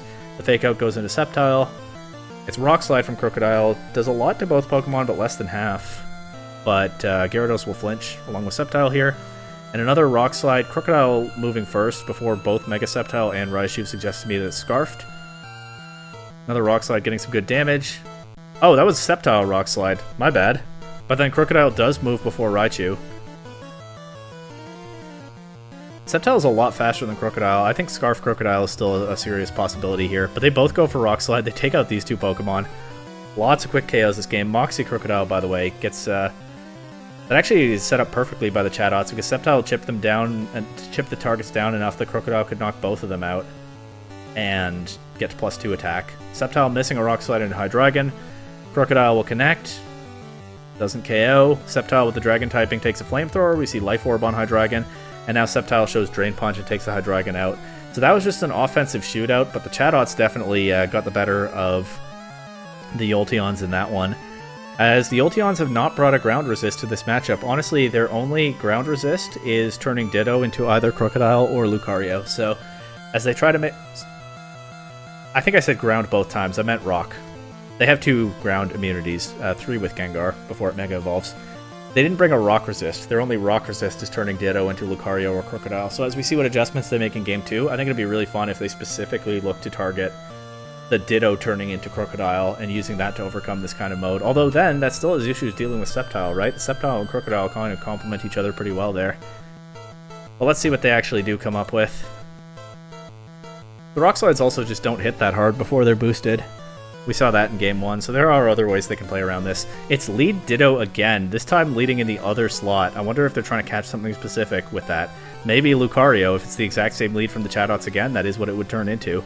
But Ditto and Raichu, Ditto on the left this time against Crocodile and Talonflame. Ditto will turn into Talonflame again. And then get knocked out immediately by a Brave Bird from the other one. So either Ditto is... So what are the possibilities here? Ditto is not Scarfed. Or Talonflame is Scarfed. Or Ditto didn't click a flying type attack here. Those are the possibilities. I don't know which one is true. Talonflame, of course, with Gale Wings has priority on his Brave Bird, so if Ditto didn't click a flying type move, even if Ditto is Scarfed and Talonflame isn't, the Talonflame goes first. That's my gut feeling here, but it could just be non-Scarf Ditto. That's also very, very plausible. Anyway, Ditto's knocked out turn 1. We see a Rock Slide from the Crocodile, doing some good damage actually to Raichu. Endeavor on the Raichu, weakening the Crocodile a fair bit, doing the same good damage back, and now Gengar comes in, Crocodile switching out before it can get trapped, I guess, as Gothorita comes in. I do wonder what kind of anti-Gengar tech this Gothorita has. It definitely feels like it was brought to deal with the Gengar. I talked up how it can switch out of Shadow Tag, but I mean, does it have... I wonder if Gothorita learns Mirror Coat. I don't know if it does. Or if it's just like Calc to take a Shadow Ball and hit back hard with Psychic or something. Many possibilities. Gengar will Mega Evolve here, take a bunch of damage from a Brave Bird, and just throw off a Dazzling Gleam that doesn't do too much to anything currently on the field. That was probably meant to hit Crocodile. Gengar protects. Gothorita protects. Gengar avoiding the priority Brave Bird. It is still priority. It's Gen 6 Gale Wings. Talonflame's HP doesn't matter. It just always has priority on flying type moves. So Gengar avoids the priority Brave Bird there, but then Gyarados' Crunch goes into Gothorita. Just hits the Protect. So Talonflame still in the field, still has the priority Brave Bird. Of course, Gengar can switch out of this position for 2 different reasons, and it does. Raichu coming in here probably to take the Brave Bird. It just barely takes it. You can say it with me at this point. It hangs on at approximately 1 HP, but the recoil takes out the Talonflame, and now Gyarados is free to crunch the Gothorita or Waterfall the Gothorita. Maybe they Waterfalled Talonflame to get the KO if the recoil wasn't enough. Gothorita gets chipped down a little bit. Crits Gyarados with the Psychic, does not do very much. I think I know that this is Assault Vest Gyarados. I think I saw that brought up at some point. As Crocodile will come back in here. Gothorita will protect again. Crocodile takes a Fake Out, so now can get Waterfalled as well. No Rock Slide this turn to snipe the Raichu and get a Moxie Boost. Crocodile just... I don't think it would KO the Gyarados anyway, but Crocodile just gets taken out by a Waterfall. Now Sceptile's here. Last Pokemon along with Gothorita for the Chatots. It Mega Evolves. Gets a Helping Hand from Gothorita. Rock Slide takes out the Raichu, still not doing enough damage to the Gyarados. Physical Sceptile, just not that strong with a non-stab attack. I mean, Rock Slide isn't crazy powerful either. It's reasonable, but we do see its limitations here. As a Crunch from Gyarados will take out the Gothorita. And now it's Gengar and Gyarados against Sceptile. Sceptile goes first. It totally could win the game with this Rock Slide, but it misses Gengar. Does take out the Gyarados. Gengar Sludge Bomb KOs the Talonflame. The Chatots almost had this one wrapped up. I don't know that Rock Slide KOs Gengar. I don't know that it doesn't. Even if it doesn't, I don't know the calc, but even if it doesn't KO, it could flinch. The Chatots almost won the whole set right there. And Mega Gengar dodges a Rock Slide and brings us to a Game 3. And let's see what happens here. Ditto leading with Raichu against Gothorita and Talonflame. So for the 3rd game in a row, Ditto will turn into Talonflame. Gothorita switching out immediately to Crocodile. It's Fake Outed to Talonflame, which I guess didn't go for a Flying type move anyway because Ditto goes next and switches out with U-turn. Maybe that's what Ditto also tried to do in Game 2. But Talonflame must not have gone for a Flying attack or Flying move at all because we would have seen it flinch already. Gyarados comes in here, intimidates these two. There's the flinch. As Crocodile switching out to Gothorita, we see U-turn from the real Talonflame into Raichu. Also repositioning, bringing the Crocodile back in. Raichu goes for Endeavor. It does actually do a little bit of damage to Crocodile. So Raichu was at lower HP than Crocodile, but not by much. But then Waterfall, not into Crocodile, Waterfall into Gothorita. So Crocodile will get a chance to attack here. We see Helping Hand from the Gothorita. We see a big Rock Slide. Does not get a KO. The limits... Rock Slide is a good attack. Spread damage, flinch chance, reasonably strong. But we see the limit of that non-stab Rock Slide power once again, as it does not take out either target, even with a Helping Hand here. And Raichu Endeavor will knock Crocodile down to very, very low HP before Gyarados knocks it out with a Waterfall. That's probably redundant. I bet the Waterfall KO'd anyway. I don't know for sure. I don't know my calcs. Alright, Sceptile's back. Mega Evolves. Gets a Helping Hand. Now it can take things out with Rock Slide, except it misses the Raichu. That means Raichu... Okay. That means Raichu has a chance to click Endeavor into Sceptile here, purely because it dodged that Rock Slide. And it does. Sceptile's low. Ditto turns into Sceptile. Ditto finally gets to turn into something other than Talonflame. Sceptile will get a Helping Hand here, but Ditto will go first and crunch it, knocking it out. So Sceptile showed what? Rock Slide, Drain Punch, Crunch. Did we see Protect? I don't remember whether we know else moves or not. It might be no stab Sceptile. Endeavor into Gothorita. The Endeavor Raichu is just going crazy this game. Talonflame is back. It can get a priority Brave Bird into Ditto, which is weak to that. And it does, and it KOs. Bunch of recoil back though. Gothorita protected. Raichu just going for Endeavor into Talonflame. Honestly, I don't know why not Volt Switch. But Raichu has clicked Endeavor into like everything this game. I think it actually clicked Endeavor into all 4 other Pokemon in this game, and that was after barely taking a Rock Slide. Surviving thanks to Rock Slide being not quite the most powerful attack. And I talked about showing the limitations of Rock Slide, but Raichu has really weaponized that in this game, as the Chatots have just been brutally worn down by this low HP Endeavor. Now we see the Gardevoir. Talonflame though going for a Roost, getting some recovery. Gets chipped right back down by a Volt Switch though, and that's enough for Gardevoir Dazzling Gleam to take out both of these 2 Pokemon and the Yosemite Yolteons to win the set. It really feels like this game was won and lost on the was won and lost on the double-edged sword of Rock Slide. The Rock Slide tech perfectly sweeping through the Yolteons in Game 1, almost getting them again in Game 2. The Chatots might just take the 2-0 if the Gengar doesn't dodge that one Rock Slide. On top of its limited power, also limited accuracy. Famously one of the best moves ever in VGC, but a good look at why it's not too terribly broken in this set. And then in Game 3, I mean, it doesn't get better than this. The Raichu narrowly surviving, and then just clicking Endeavor into everything and creating openings for the Gardevoir to get that spread Dazzling Gleam and take the final KOs. That was a super fun set. Probably a little bit less fun if you're the Usurped Chatots. Probably a lot of fun if you're the Yosemite Yolteons, because their coach has been on the other side of things like that Rock Slide miss many times over many seasons in this league. But that was Rock Slide the set right there, and it didn't come out in Rock Slide's favor this time. Maybe don't take Flutter Mane Arcanine to EUIC if you were thinking about that, huh? We're going to jump to Pool B now, so I'm going to take a very small break before I... Look, you know, there are a lot of games. But genuinely a very short break, because I have a Super Bowl to watch, and I'm not made of infinite time. My bad if the mic just captured my knee smacking into the desk as I sat back down and hit the record button before I was settled. Jumping over to Pool B now, we have... Boys! We have Bois taking on the Toronto Tynamos. And I don't know what's going on with Bois here, but hopefully the plan is simple. I don't have to try to figure it out here. We do have Latios versus Latios. That's kind of fun. But yeah, Bois have 2 fast attackers, a Trick Room looking core, and a Ditto. Arcanine looks strong here, of course, into the Charizard Venusaur stuff. We do have the Charizard Venusaur stuff on the other side. One of my favorite duos in this league. Mega Charizard Y able to get the Chlorophyll Venusaur going, or Venusaur itself able to Mega Evolve. They have the Sylveon and the Latios to potentially slow down the Latios. They have Pachirisu able to redirect some stuff, maybe threaten Greninja. But Rhyperior looks super dangerous into their whole team except Venusaur. So if Bois can get Trick Room up and get Rhyperior going, that could be very strong. Arcanine can help them deal with the Venusaur. Getting Trick Room up might be challenging because the setter is Trevenant. Probably. And Trevenant is super weak to Charizard. But... yeah, there might be some positions where it pays off. There's also an Odd No here, and a Ditto. Anyway. Oh, back-to-back Ditto sets. Anyway, Sylveon and Pachirisu leading against Greninja and Latios. Latios will stay in, Mega Evolve immediately. Greninja, what's it going for? Detect? Oh, Mat Block. What does Mat Block do? I looked this up, because I knew it was coming. I think Mat Block blocks all attacks into both Pokemon on the field. So, the user and the partner. Maybe it's only the partner, but I think it's both of them. Blocks all physical and special moves, does not block status moves, and only works on the first turn out like Fake Out. I looked up what Mat Block does a couple days ago, and that's what I think I remember. So that'll give Latios cover from a Hyper Voice this turn, but what's Latios going to do with it? Dragon Dance, okay. Didn't see that one coming. We see Pachirisu Volt Switch stopped by the Mat Block.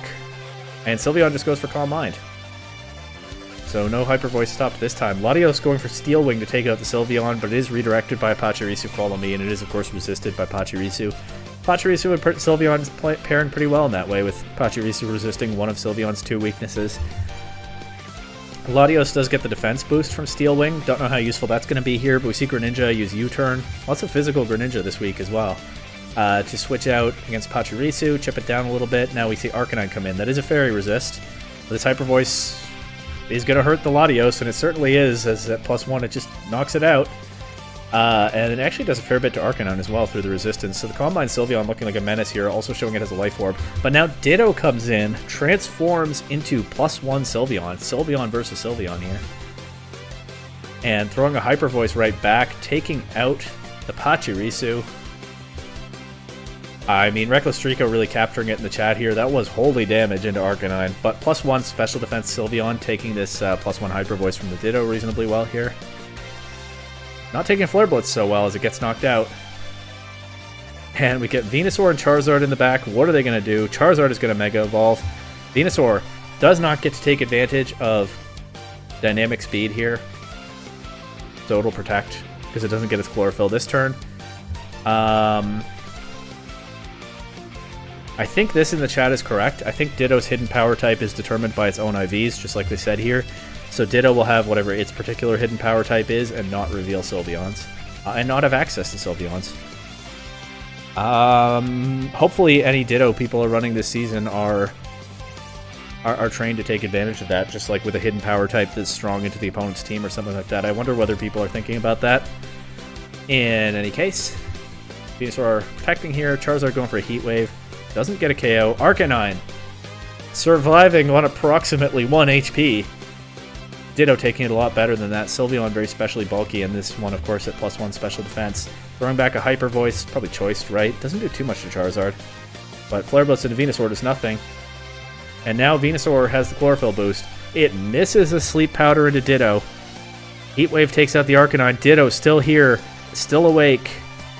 Doesn't get a KO with that Hyper Voice. But now Greninja's back. But Greninja will take a nap, thanks to Chlorophyll Venusaur. And Charizard will take out Ditto with an Air Slash, and Greninja probably not going to wake up in time here. It does show a Focus Sash on this Venusaur Solar Beam, but it does stay asleep. And drop to an Air Slash. So pretty solid game for the Toronto Tynamos. This was a fun game. Bois just came out swinging. The plan was simple indeed, as Latios just set up with the Dragon Dance, no fear.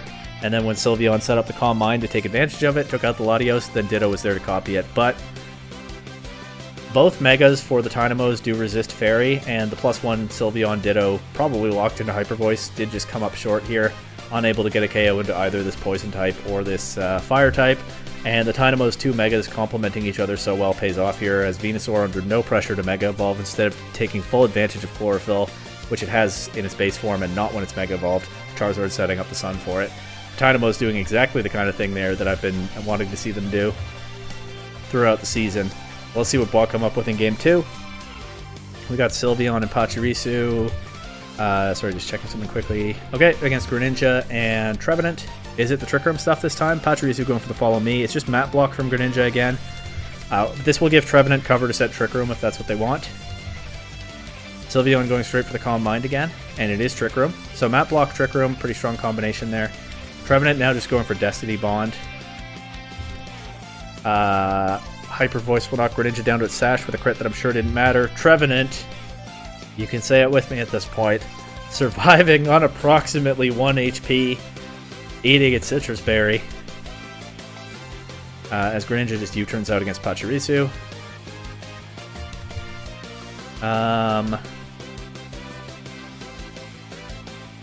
Yeah, we got the Destiny Bond. The one time Trev doesn't want a natural Focus Sash moment. Well, it's PDL Season 2. It's all natural Focus Sash moments. Anyway, Rhyperior is here under Trick Room. This looks super threatening into the Tynamos. Let's see what they have for it. Follow Me, but Rhyperior just going for Earth.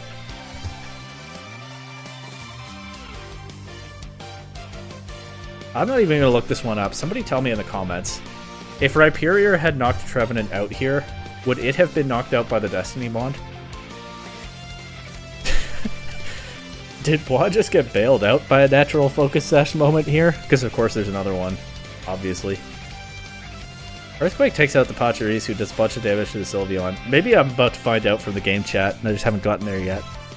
Would Rhyperior have been taken out by the Destiny Bond if it had knocked out its own teammate here? Tell me in the comments. I don't... Like, maybe you can't activate Destiny Bond Maybe Destiny Bond doesn't activate on a teammate, right? Maybe it's like Defiant, but I don't know one way or the other. I've never had to think about this before. Goodbye, Sylveon. To the Shadow Claw, Trevenant harvesting its berry, getting some recovery back. Hey, now it can take another Earthquake. Charizard and Venusaur are here, but they do not have the speed advantage this time. Charizard will Mega Evolve anyway. I do kind of wonder whether they're better off Mega Evolving Venusaur here for the extra stats from Mega Venusaur. But maybe that's just not in their game plan. I don't know.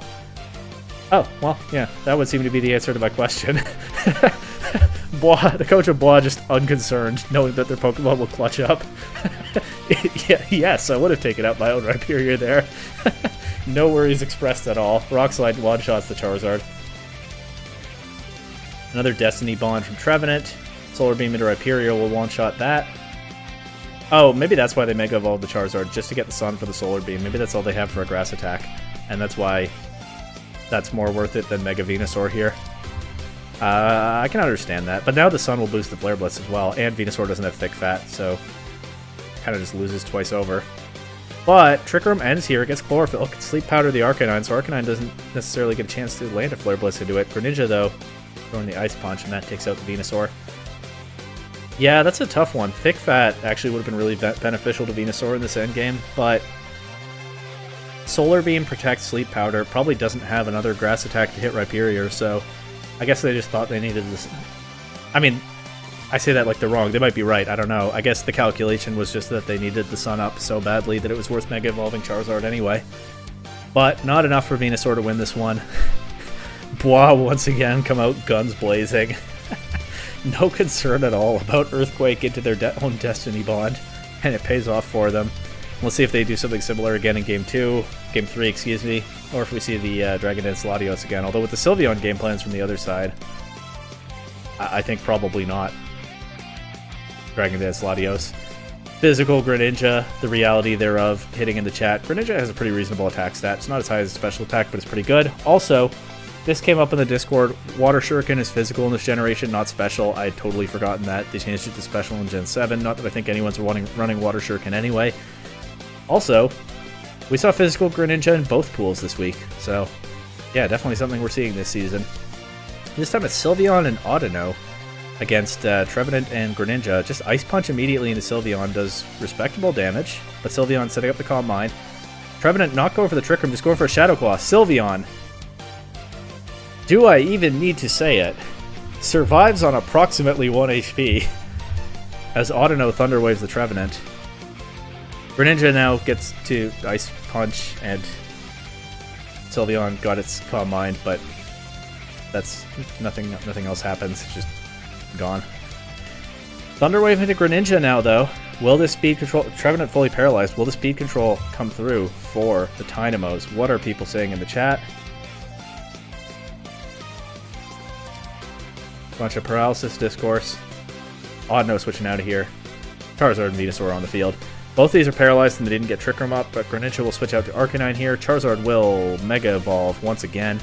Heat Wave takes out the Trevenant, doesn't do so much to the Arcanine. Venusaur will now have Chlorophyll active. Sleep Powder targets Greninja, which is already paralyzed, so it isn't missed, but Greninja cannot be made to fall asleep. Maybe they thought there would be a switch there. But Charizard showing Hidden Power. Guess the Hidden Power type. Ground? Because it also does something to Rhyperior, if not a whole lot. I don't feel strongly about Rock versus Ground here. It's not going to be Water, because their own same Pokemon is setting up the Sun. My guess is Ground. But it doesn't KO. Arcanine takes Charizard out with a Wild Charge, knocking itself out in the process, but probably a worthwhile trade. Greninja fully paralyzed, though. The full pair is really stacking up for Bois. Venusaur free to keep cooking with the Chlorophyll here. Rhyperior comes in. They never managed to set Trick Room. Rhyperior is a sitting duck into this Solar Beam, as far as I can tell. Does not survive on approximately 1 HP. Just knocked out. Heal Pulse into Venusaur. There isn't even any damage to heal. Ice Punch into Venusaur. Almost KOs, but not quite. And Venusaur will go for another Solar Beam. Does not KO the Greninja. Gets Heal Pulse, but that's not enough. The Ice Punch will still KO. The Ice Punch did so much last turn, yeah. Oh, well, there's our answer to why they clicked Sleep Powder. Yeah, that was not a worthwhile heal pulse. I really hope for the Tynamos' sake that Audino has an attack. You know I don't like to run a Pokemon with no attacks. This endgame is a great example of why, because I think Audino should just win if it's capable of attacking at all. But it just clicks heal pulse again. No! Audino can't attack. Confirmed in the chat. Audino had the game locked up. All it had to do was any damage at all, and it's not capable. And the heal pulse into Venusaur was not enough. We could tell from the earlier Ice Punch damage, but it was all they had left.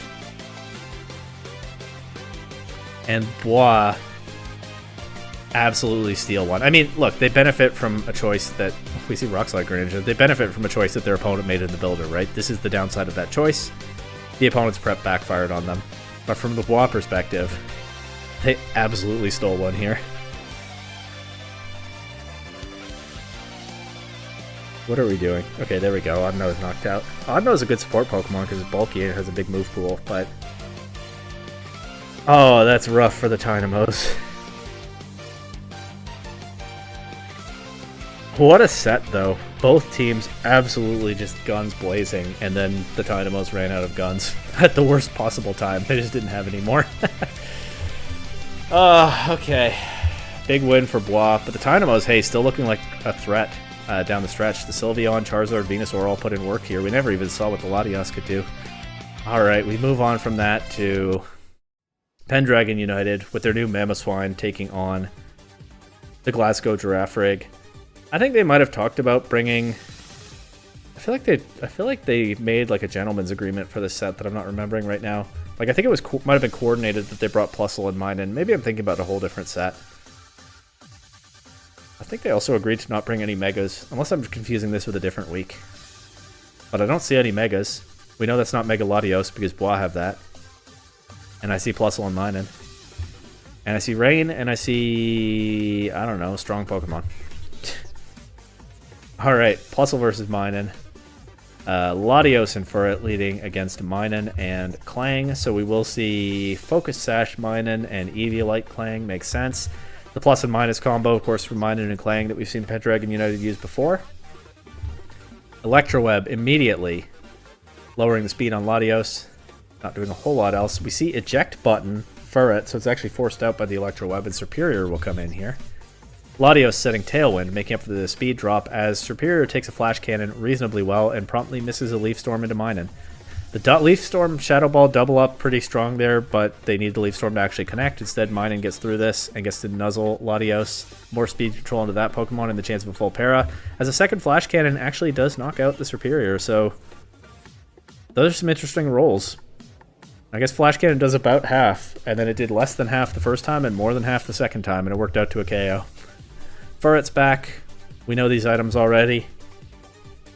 Minun will just protect here. They decide to knock off their own Latios. Activating a weakness policy. Okay, makes sense. But Latios is paralyzed. Will this pay off for them?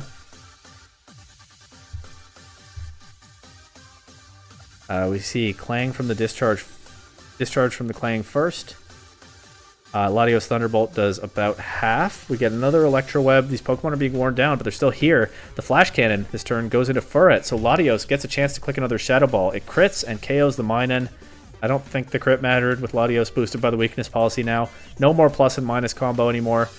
Politoed is in. No Tailwind anymore either. Togekiss is here. Dazzling Gleam takes out the paralyzed Latios. Togekiss doesn't take very much from a Scald, but Klang's still just clicking Flash Cannon. Doesn't want to discharge next to Togekiss, I guess.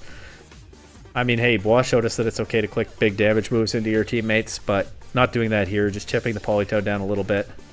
It is the last Pokemon here anyway, so Togekiss and Clang can beat it without silly plays like that, as Air Slash into Flash Cannon gets the KO.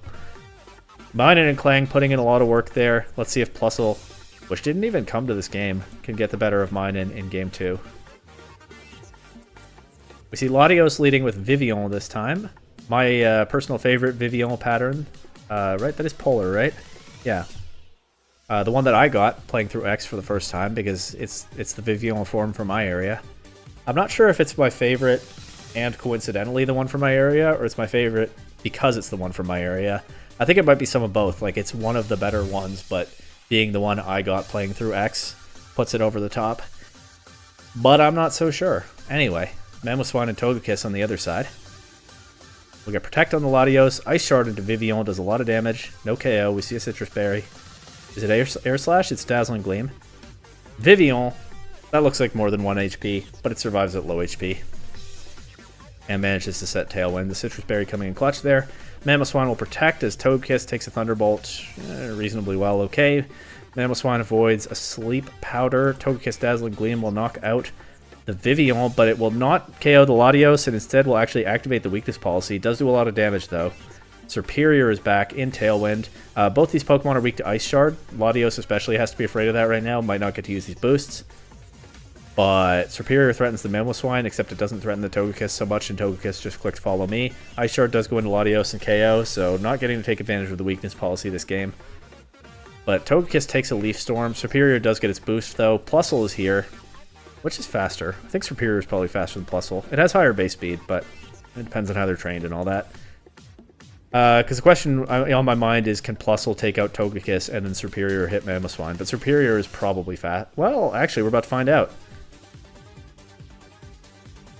These Pokemon both Protect, they avoid the Electrode. Plusle's faster.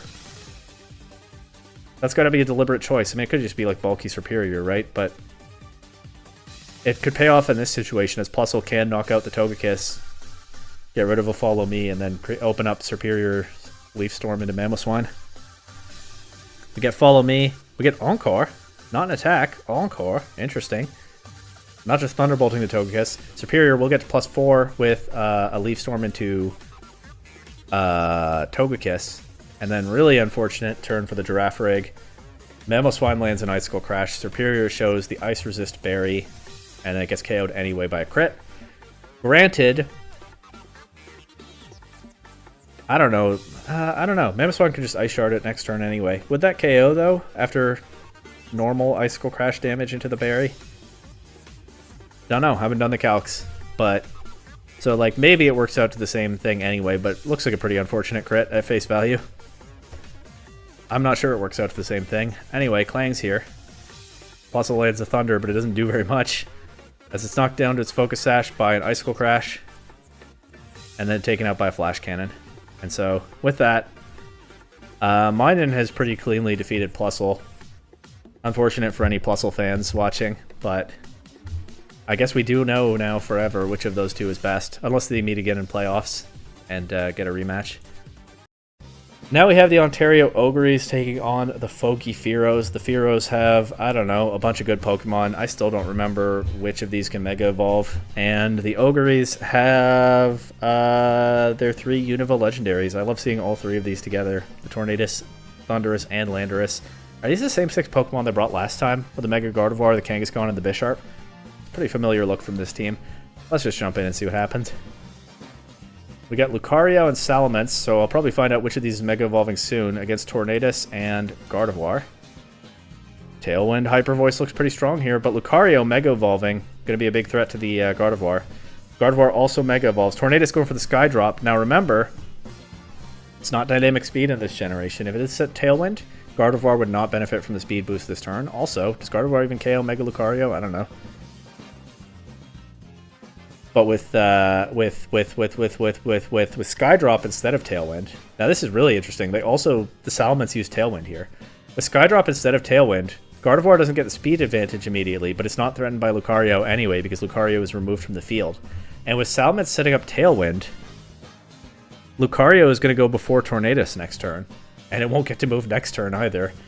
So that is a really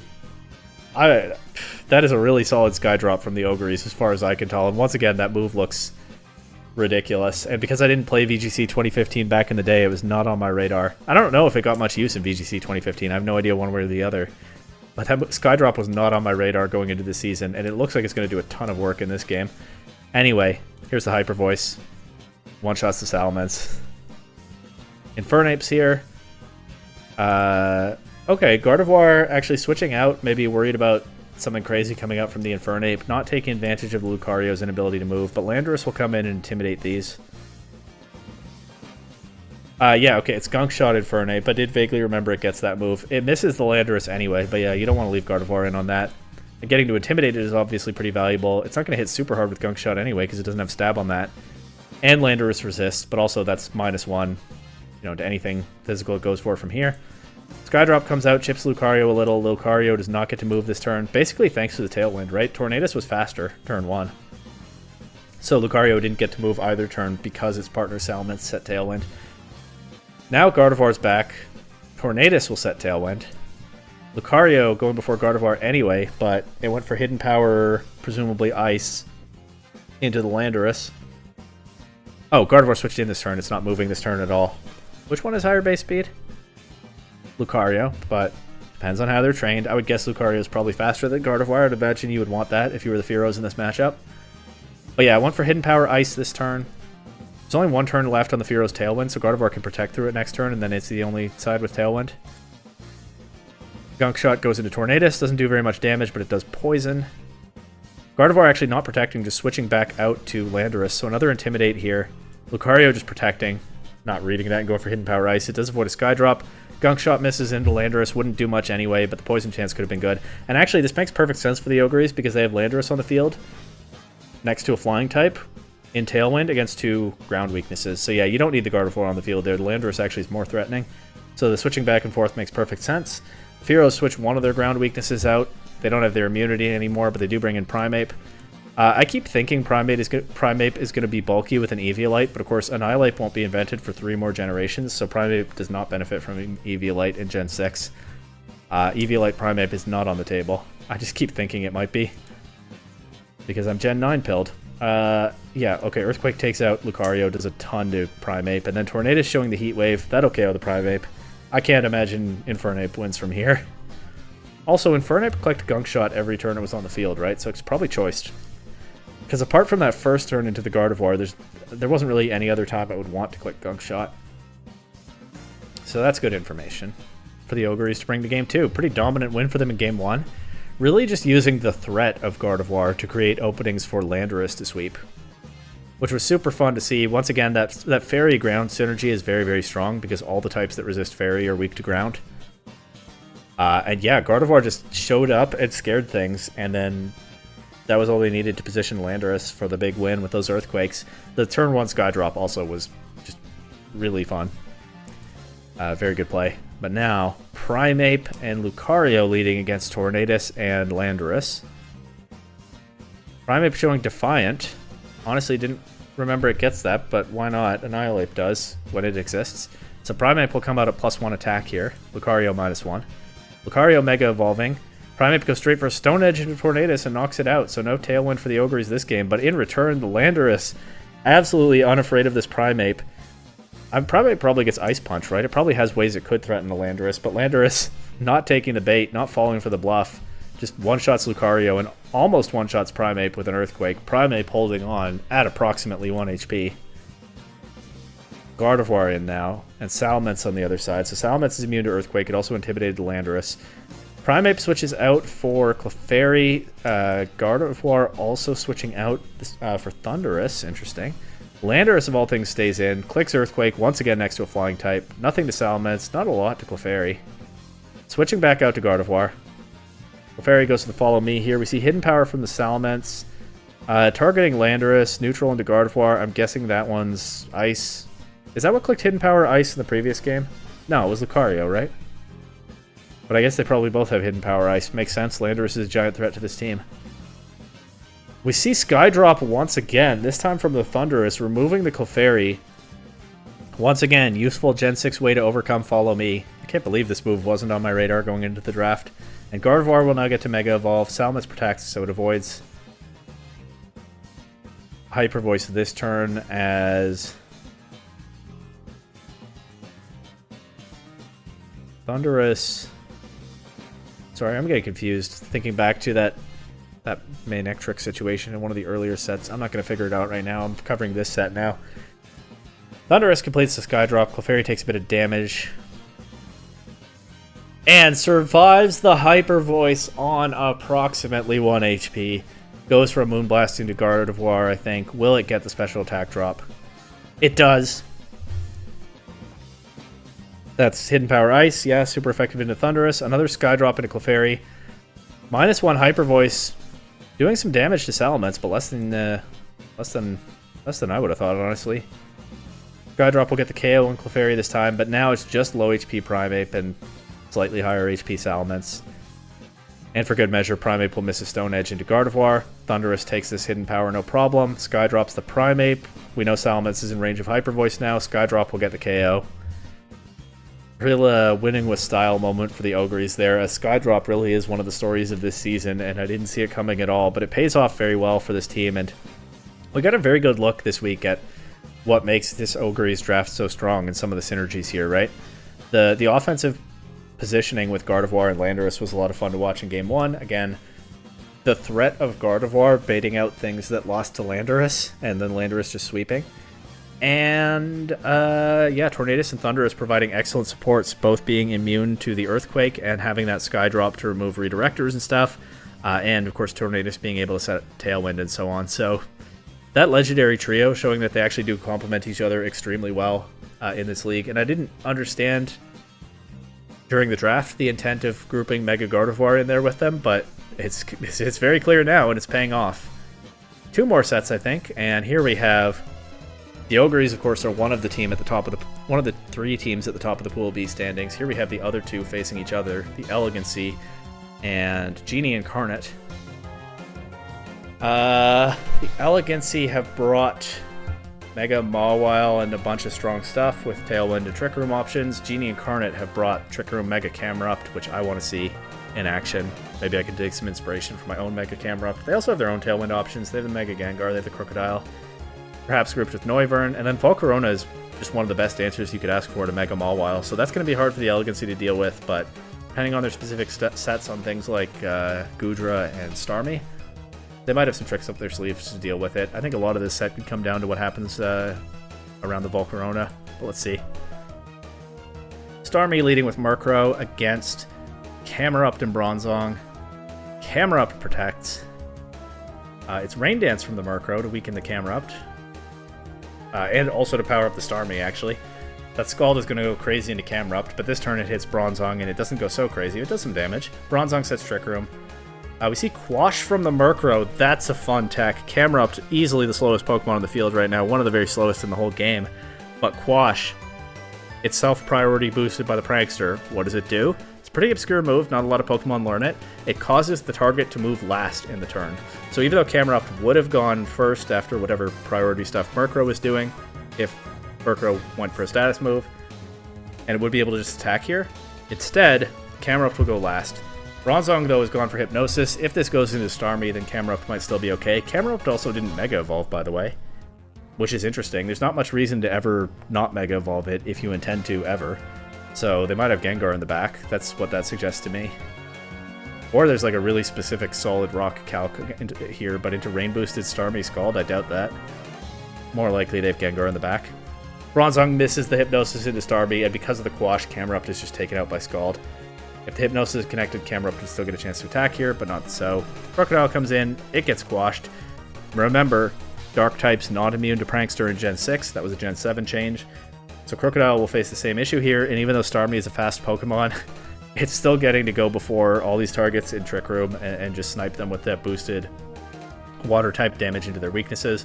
Bronzong not going for the Hypnosis again, instead Heavy Slam into Murkrow, knocks it down to a Focus Sash. Crocodile survives the Scald, but it gets burned, and so Starmie survives the knockoff. We see that Starmie has a Choice Scarf, so on top of everything else, it has its speed boosted in this Trick Room, but the Quash is just going crazy for it. Crocodile taking a bit of burn damage, not sure it takes another round of that. Now we see the Mawile switch in. We don't see Intimidate. What else does Mawile get? Hyper Cutter and Sheer Force, so it's probably Hyper Cutter to cover for Crocodile Intimidate. That makes sense. But Mawile will immediately take a nap. Murkrow avoids a Rock Slide with Protect. One turn left of Trick Room. Crocodile does drop to burn damage here, and it's Volcarona in the back. It's Volcarona in the back for Genie Incarnate, so it's not Gengar. So the only reason I can think of to not Mega Evolve the Camerupt there, like the only difference I think it makes at all, other than Camerupt just being weaker, is like maybe there was some specific solid rock calc. But it's hard to imagine that Camerupt ever takes like a Scald from Starmie and Rain, so I find that hard to believe. I just can't think of literally any other reason not to Mega Evolve it there, but I'm sure Robbie will show up in the comments and let me know what it is that I'm missing. So, yeah, stay tuned on that. Anyway, Goodra's here. Mawile will Mega Evolve. It'll take a heavy slam. Okay. Fiery Dance into Goodra does like nothing, but it does give Volcarona the special attack boost. Goodra immediately heals the damage off with leftovers. But Volcarona, I guess, going for that boosting there, trying to win with that. Now we see Struggle Bug, which will weaken any special attacks from the Goodra. Not to a whole lot else. Goodra sets the Rain right back up with Rain Dance. Bronzong going for Gravity, so it'll land its Hypnosis now. Guess just didn't get a chance to do that earlier. Fiery Dance at +1 does take out the Mawile. Maybe that's what they were going for, getting the boost first. As Volcarona takes the Muddy Water from Goodra really well. So yeah, Volcarona, I think, could still win this, as far as I can tell. Goodra does get the accuracy drops into both Pokemon, though. But now Hypnosis, very, very likely to hit in the Gravity. Might even be guaranteed, I'm not sure. I think it's not guaranteed, but extremely likely. But I'm just vaguely remembering that off the top of my head, so don't take my word for it. It does connect, but we see Hydration on the Goodra. So with the Rain in effect, it wakes up immediately. I believe that's not guaranteed with Hydration. It's a chance of happening. Maybe it is guaranteed. How does Hydration work? There's so many abilities in these games. And the Rain will last about as long as the Gravity, too, so that is good counterplay into that. And now Starmie is back. It drops to a Struggle Bug immediately. Wait, what happened there? Oh, its Choice Scarf was knocked off. That's why it's not faster, right? So it drops to a +1 Struggle Bug. So yeah, Genie Incarnate carefully positioning the Volcarona. It's hard for me to piece the game plan together when I'm watching, when I'm doing a cold viewing of this set right now, but the Fiery Dance into Goodra got them the boost. Then they got the drop into Goodra with the Struggle Bug, weakening the Muddy Water damage. Took out the Mawile with the +1 Fiery Dance, and now the Struggle Bug at +1 perfectly takes out the Starmie. I don't know exactly the specific calcs or what parts of that are important and what part are not, but it feels like they're very intentionally positioning the Volcarona to have a real chance of winning this game. We see a Citrus Berry there. It looks like some very solid Volcarona gameplay. Murkrow's still here. It's going to protect, avoiding a Struggle Bug, which would otherwise KO because it survived earlier on an actual Focus Sash, not an invisible one. Goodra is stacking up these Muddy Water accuracy drops, though. Now Trick Room's back up. Bronzong gets quashed, but it survives the Muddy Water.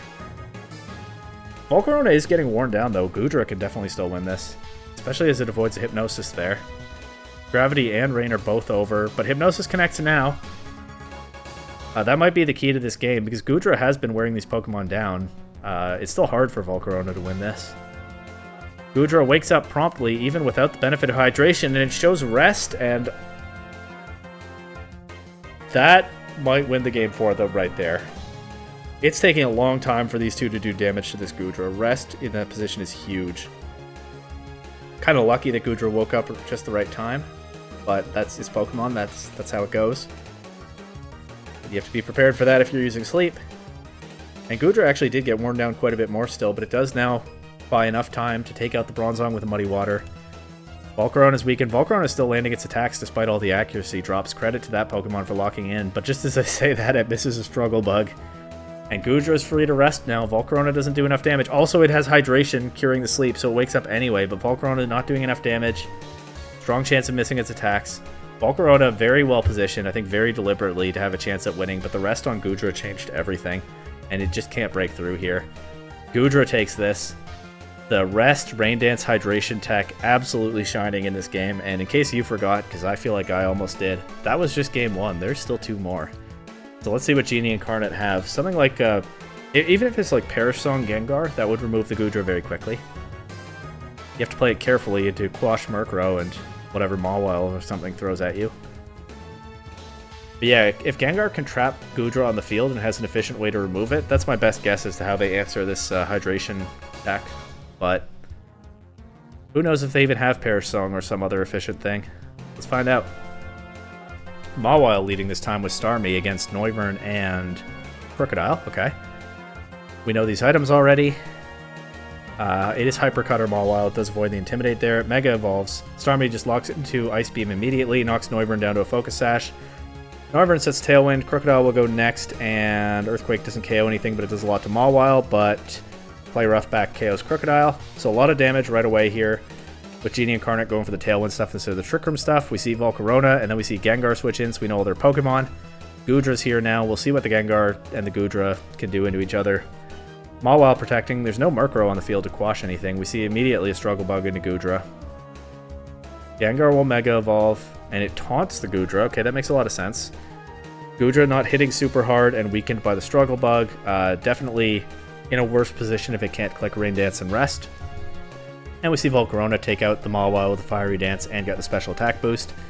Muddy Water not doing a whole lot back. It does get the accuracy drop into Gengar, so those drops can keep stacking up here potentially. We see Murkrow come in now. Murkrow clicking Rain Dance. We did see in Game 1 that it also has that, but Gengar then knocks it down to its Sash with a Sludge Bomb. And a Struggle Bug from Volcarona takes that out and gets another special attack drop on Goodra. Muddy Water boosted by the rain, but -2 special attack, still not doing very much. But now Starmie can come back in and click that Choice Scarf Scald into these Pokemon. And here it is. Tailwind wearing off now as well. 1 HP Noivern switching in. Starmie actually locking into Psychic. That takes out the Noivern. It'll also threaten the Gengar, but I would have thought Scald to threaten all of those in the Volcarona. Honestly, I wonder whether they forgot that they'd already knocked a Noivern down to 1 HP. It doesn't matter, actually. Starmie drops to a +1 Struggle Bug here. It doesn't get a chance to click Scald into all these targets. And I think Gengar is going to make the difference here. It's going to be a lot harder for Goodra to break through Volcarona if it can't click Rest. Gengar actually just going for Sludge Bomb here, even though the taunt has worn off. Gengar also gives them better damage into Goodra than Volcarona and Bronzong ever had, so they might not even need another taunt. As Sludge Bomb into Struggle Bug here might get the KO. And it does, so the Gengar adjustment from Genie Incarnate. The Goodra went crazy in Game 1. The Gengar adjustment, though, completely flips things on their head. Goodra is just unable to get comfortable about that against that Pokemon. And so we'll see what the Elegancy have for them in Game 3. Could be carefully positioning the Mawile or the Starmie to take out Gengar, maybe with Murkrow support. Could be a Trick Room mode with the Dusclops that they haven't seen before. Maybe they're the ones who want to set Trick Room this time. But then, hey, maybe the Camerupt comes back for Genie Incarnate. I think probably not into Starmie and Goodra, but I think we probably see a Gengar game plan again. But yeah, let's see what the Elegancy have to deal with that. Starmie leading with Amoonguss this time against Gengar and Noivern. We see a red card on the Amoonguss. That's fun. Gengar will Mega Evolve and Protect.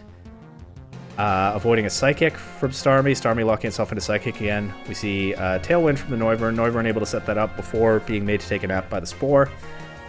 Now switching out for Volcarona. We see Amoonguss using Rage Powder. Gengar will Shadow Ball that, do a little bit of damage and get forced out by the red card. So now Crocodile's on the field. That's really awkward for the Elegancy if they click Psychic into that slot. Which they did. That is unfortunate. They got kind of boomed by their own item there.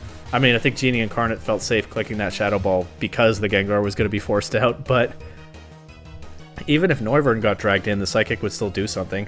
Instead, this turn it does nothing. Very funny interaction there. Starmie switches out to Noivern. Volcarona doesn't quite take out Amoonguss with a Fiery Dance and doesn't get the boost. We see Knockoff taking out the Murkrow's Focus Sash. Amoonguss had a chance here to put either of these two to sleep, but instead just goes for Giga Drain into Crocodile. That'll do a little bit of damage, not very much. A little bit of recovery, not very much. It's very vulnerable to a Fiery Dance now. They could quash Volcarona and Spore it, but a Crocodile could take out Amoonguss before they complete all that. And no quash, instead Struggle Bug just takes out Murkrow.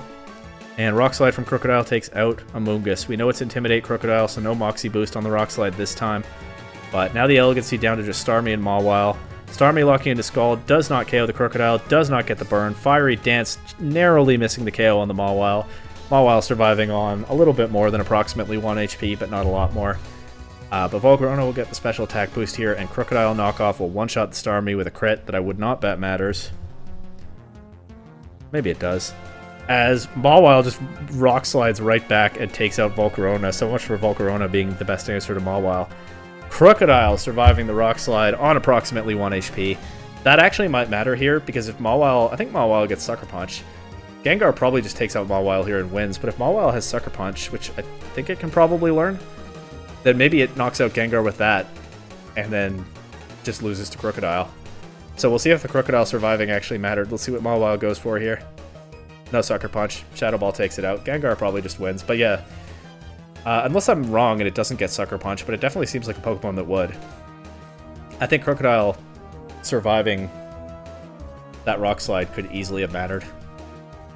In any case, crazy set. The Goodra was super fun to watch in Game 1, but in the end, Genie Incarnate do take the 2-1 win here and remain on top of the standings with the Ontario Oguris, although the Oguris won 2-0 this week, so I think with differential included, they're now in sole first place. But still a ton of threats in Pool B, even though it's literally a smaller pool of threats. It's going to be very competitive over there down the stretch in this season, no doubt, just as it is for us in Pool A. And final set of the week. This one finished playing right before I started recording, and like I said, trying to get this one done on Sunday.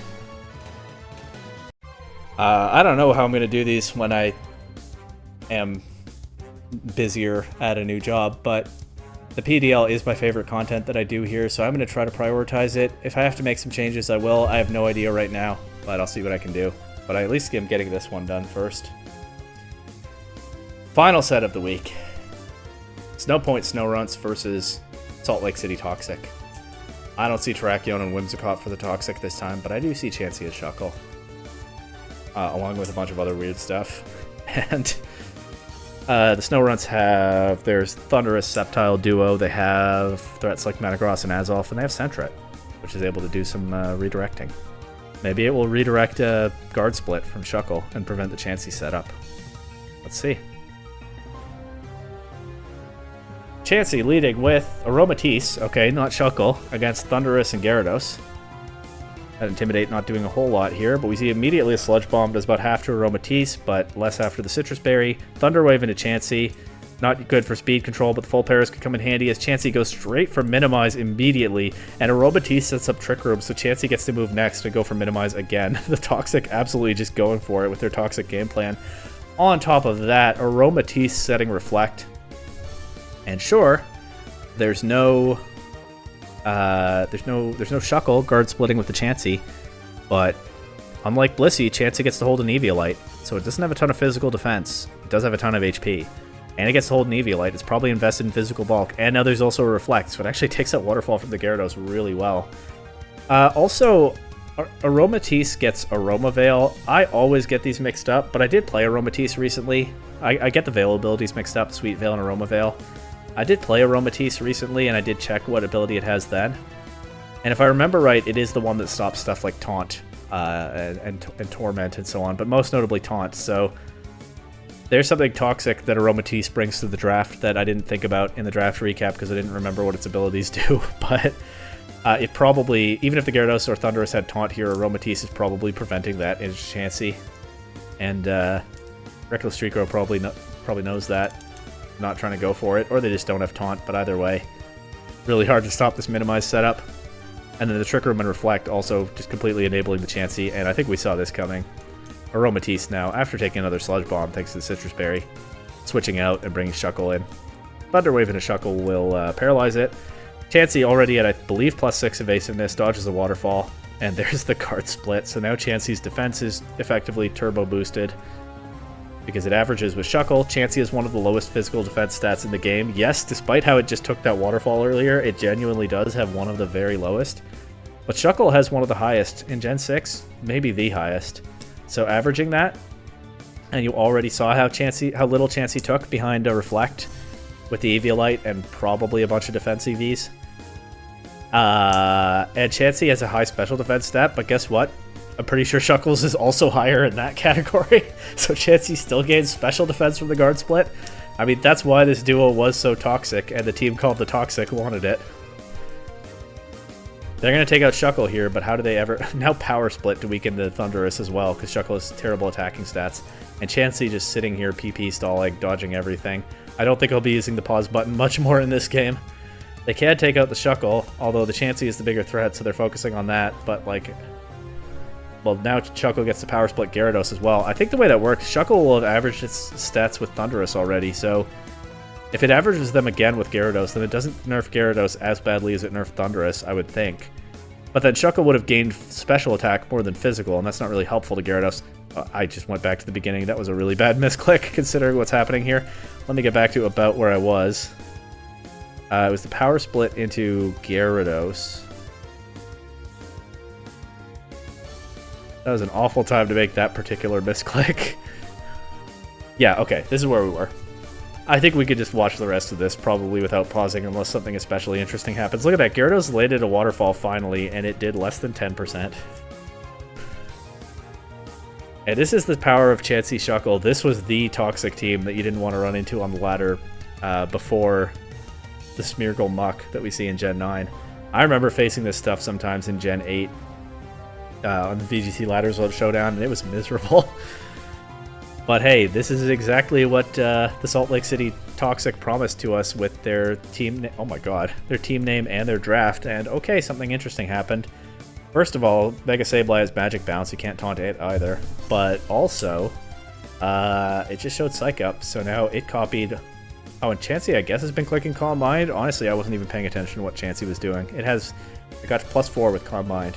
So Sableye Mega Evolves, gets a bunch bulkier. You also can't status move it. And it clicked Psych Up, so it copied the +6 evasiveness, +4 special attack, and +4 special defense. Now this is going to be a more impressive looking Mega Sableye than what we saw it do for the Marshadows. Although I am not mad that the team in my pool is not playing this way with Sableye. Please don't carve up your whole roster to start doing this. I prefer that you not. But okay, Gyarados Magic Bouncing, Thunder Waving the Sableye, getting it Magic Bounced back. Chansey showing Hyper Voice, which, you know, doesn't do very much, but it does something after 4 Calm Minds. And Snarl from the Sableye does more. It did crit the Gyarados, but okay, we're not just PP stalling here, thankfully, but... Yep. This is happening.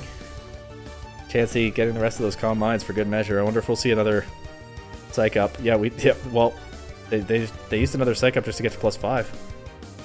Oh yeah, Chansey Hyper Voice thankfully takes out the Gyarados. It's just Metagross remaining and Sceptile. My bad. We're not as far into the game as I thought we were after 13 turns.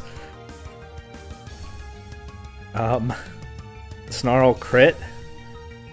Speeding things up a little bit.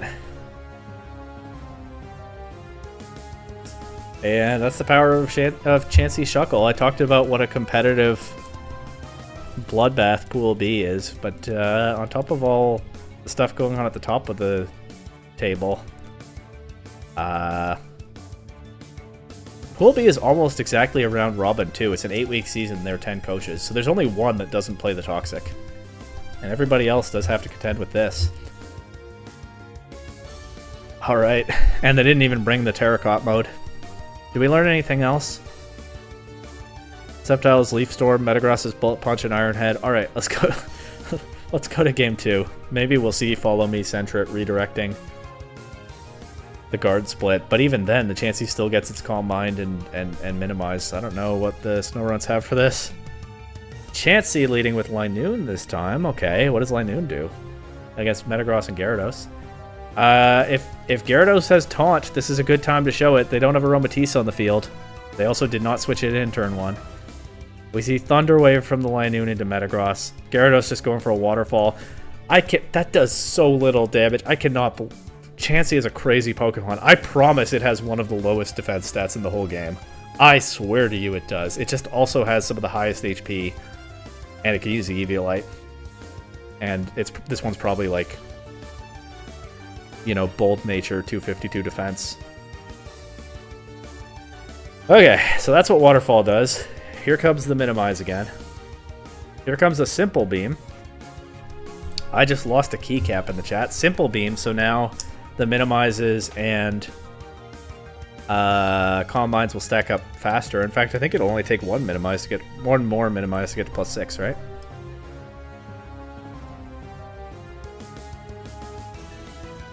Oh, they're missing... My bad, they're missing Minimize. They didn't actually connect it. They didn't actually land it last time. They missed 2 Simple Beams into their own Chansey because of the evasiveness boosts. So the tech is failing due to their own setup, but I don't know if it's going to matter. Metagross Iron Head misses the Chansey. Chansey's 1 Minimize away from fall anyway, right? It's a +4 now because they never actually landed a Simple Beam. They still missed the Simple Beam again. Oh, Gyarados landed an Ice Fang into Chansey. You don't know how hard I was rooting for Chansey to be frozen there, but it didn't happen. Maybe it still will. Gyarados is still here. Chansey is soft boiled, of course it does. Finally, they laid the Simple Beam. It took what, 4 attempts to hit their own Pokemon with a beneficial move? Charm into Clear Body. Metagross not doing anything. Chansey now at +6 evasiveness. And now Shuckle's here. Freeze? No freeze. Please freeze this Chansey. Snow Point, Snorunts, please. Oh wait, the Chansey is actually getting worn down by physical damage. It does have low defense. It has a lot of ways to mitigate that, but they didn't reflect this game, and the Snorunts are landing enough attacks. We might still have a game here. Also, both their Pokemon on the field threaten Shuckle. They might be able to pull this one off. And either way, please, Snow Point, Snorunts, live up to your name. I want to see Gyarados, please, freeze. I want to see... this is the last set of the week. I'm losing it here. I want to see Gyarados freeze this Chansey. They miss a Bull Punch into Chansey. They double targeted the Chansey. They don't target the Shuckle. Makes sense, actually. They want to get that KO before Chansey can soft-boiled, but they missed both attacks at a key moment there, and there's the guard split. And Chansey's going to take a lot less from that physical damage now. Power Split to weaken the Metagross. Shuckle switches out. It can come back in and Power Split the Gyarados. For now, Sableye's here. Chansey now at +6 in everything that it boosts. Sableye took a bunch of damage, but it will get to Mega Evolve and Psych Up now. Immediately dodge a Bullet Punch. Gets hit by the Waterfall, but survives at low HP. That is the saddest survives at low HP yet this season. Sableye's taken out. Still no freeze on the Chansey, but Sableye actually knocked out by a Waterfall. They did it through the evasiveness boost, but Chansey's still here. Chansey's still here. Linoon, Full Para on the Metagross. Simple Beam on the Metagross. Now they can Charm it. That's why they did that. And I think the effect of the Charm will be doubled as well, right? Gyarados knocked down to a Citrus Berry. Metagross fully paralyzed at the worst time. Gets hit by a Charm. I think that's -4 attack immediately. Metagross can switch out. The Toxic haven't taken a KO yet. Well, now they have, but Metagross can still switch out. It's just Shuckle and Chansey remaining against the world. Shuckle's paralyzed. That Hyper Voice at +6 does a lot. They miss Psychic. They miss Thunderbolt. Hyper Voice is going to take 2 KOs here. And now it's just Metagross. It does have its ability back, but it's paralyzed and at a little bit more than half HP, and that Bullet Punch just did about 5%. And now it gets Power Split.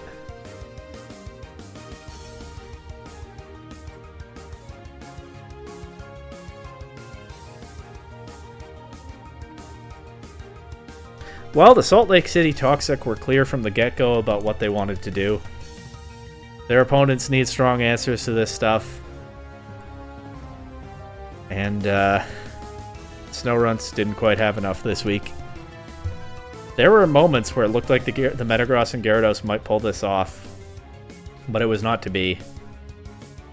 And that is the danger that almost every Pool B team has to deal with this season. Good thing that's not my pool. That's all I have left to say about that. Alright.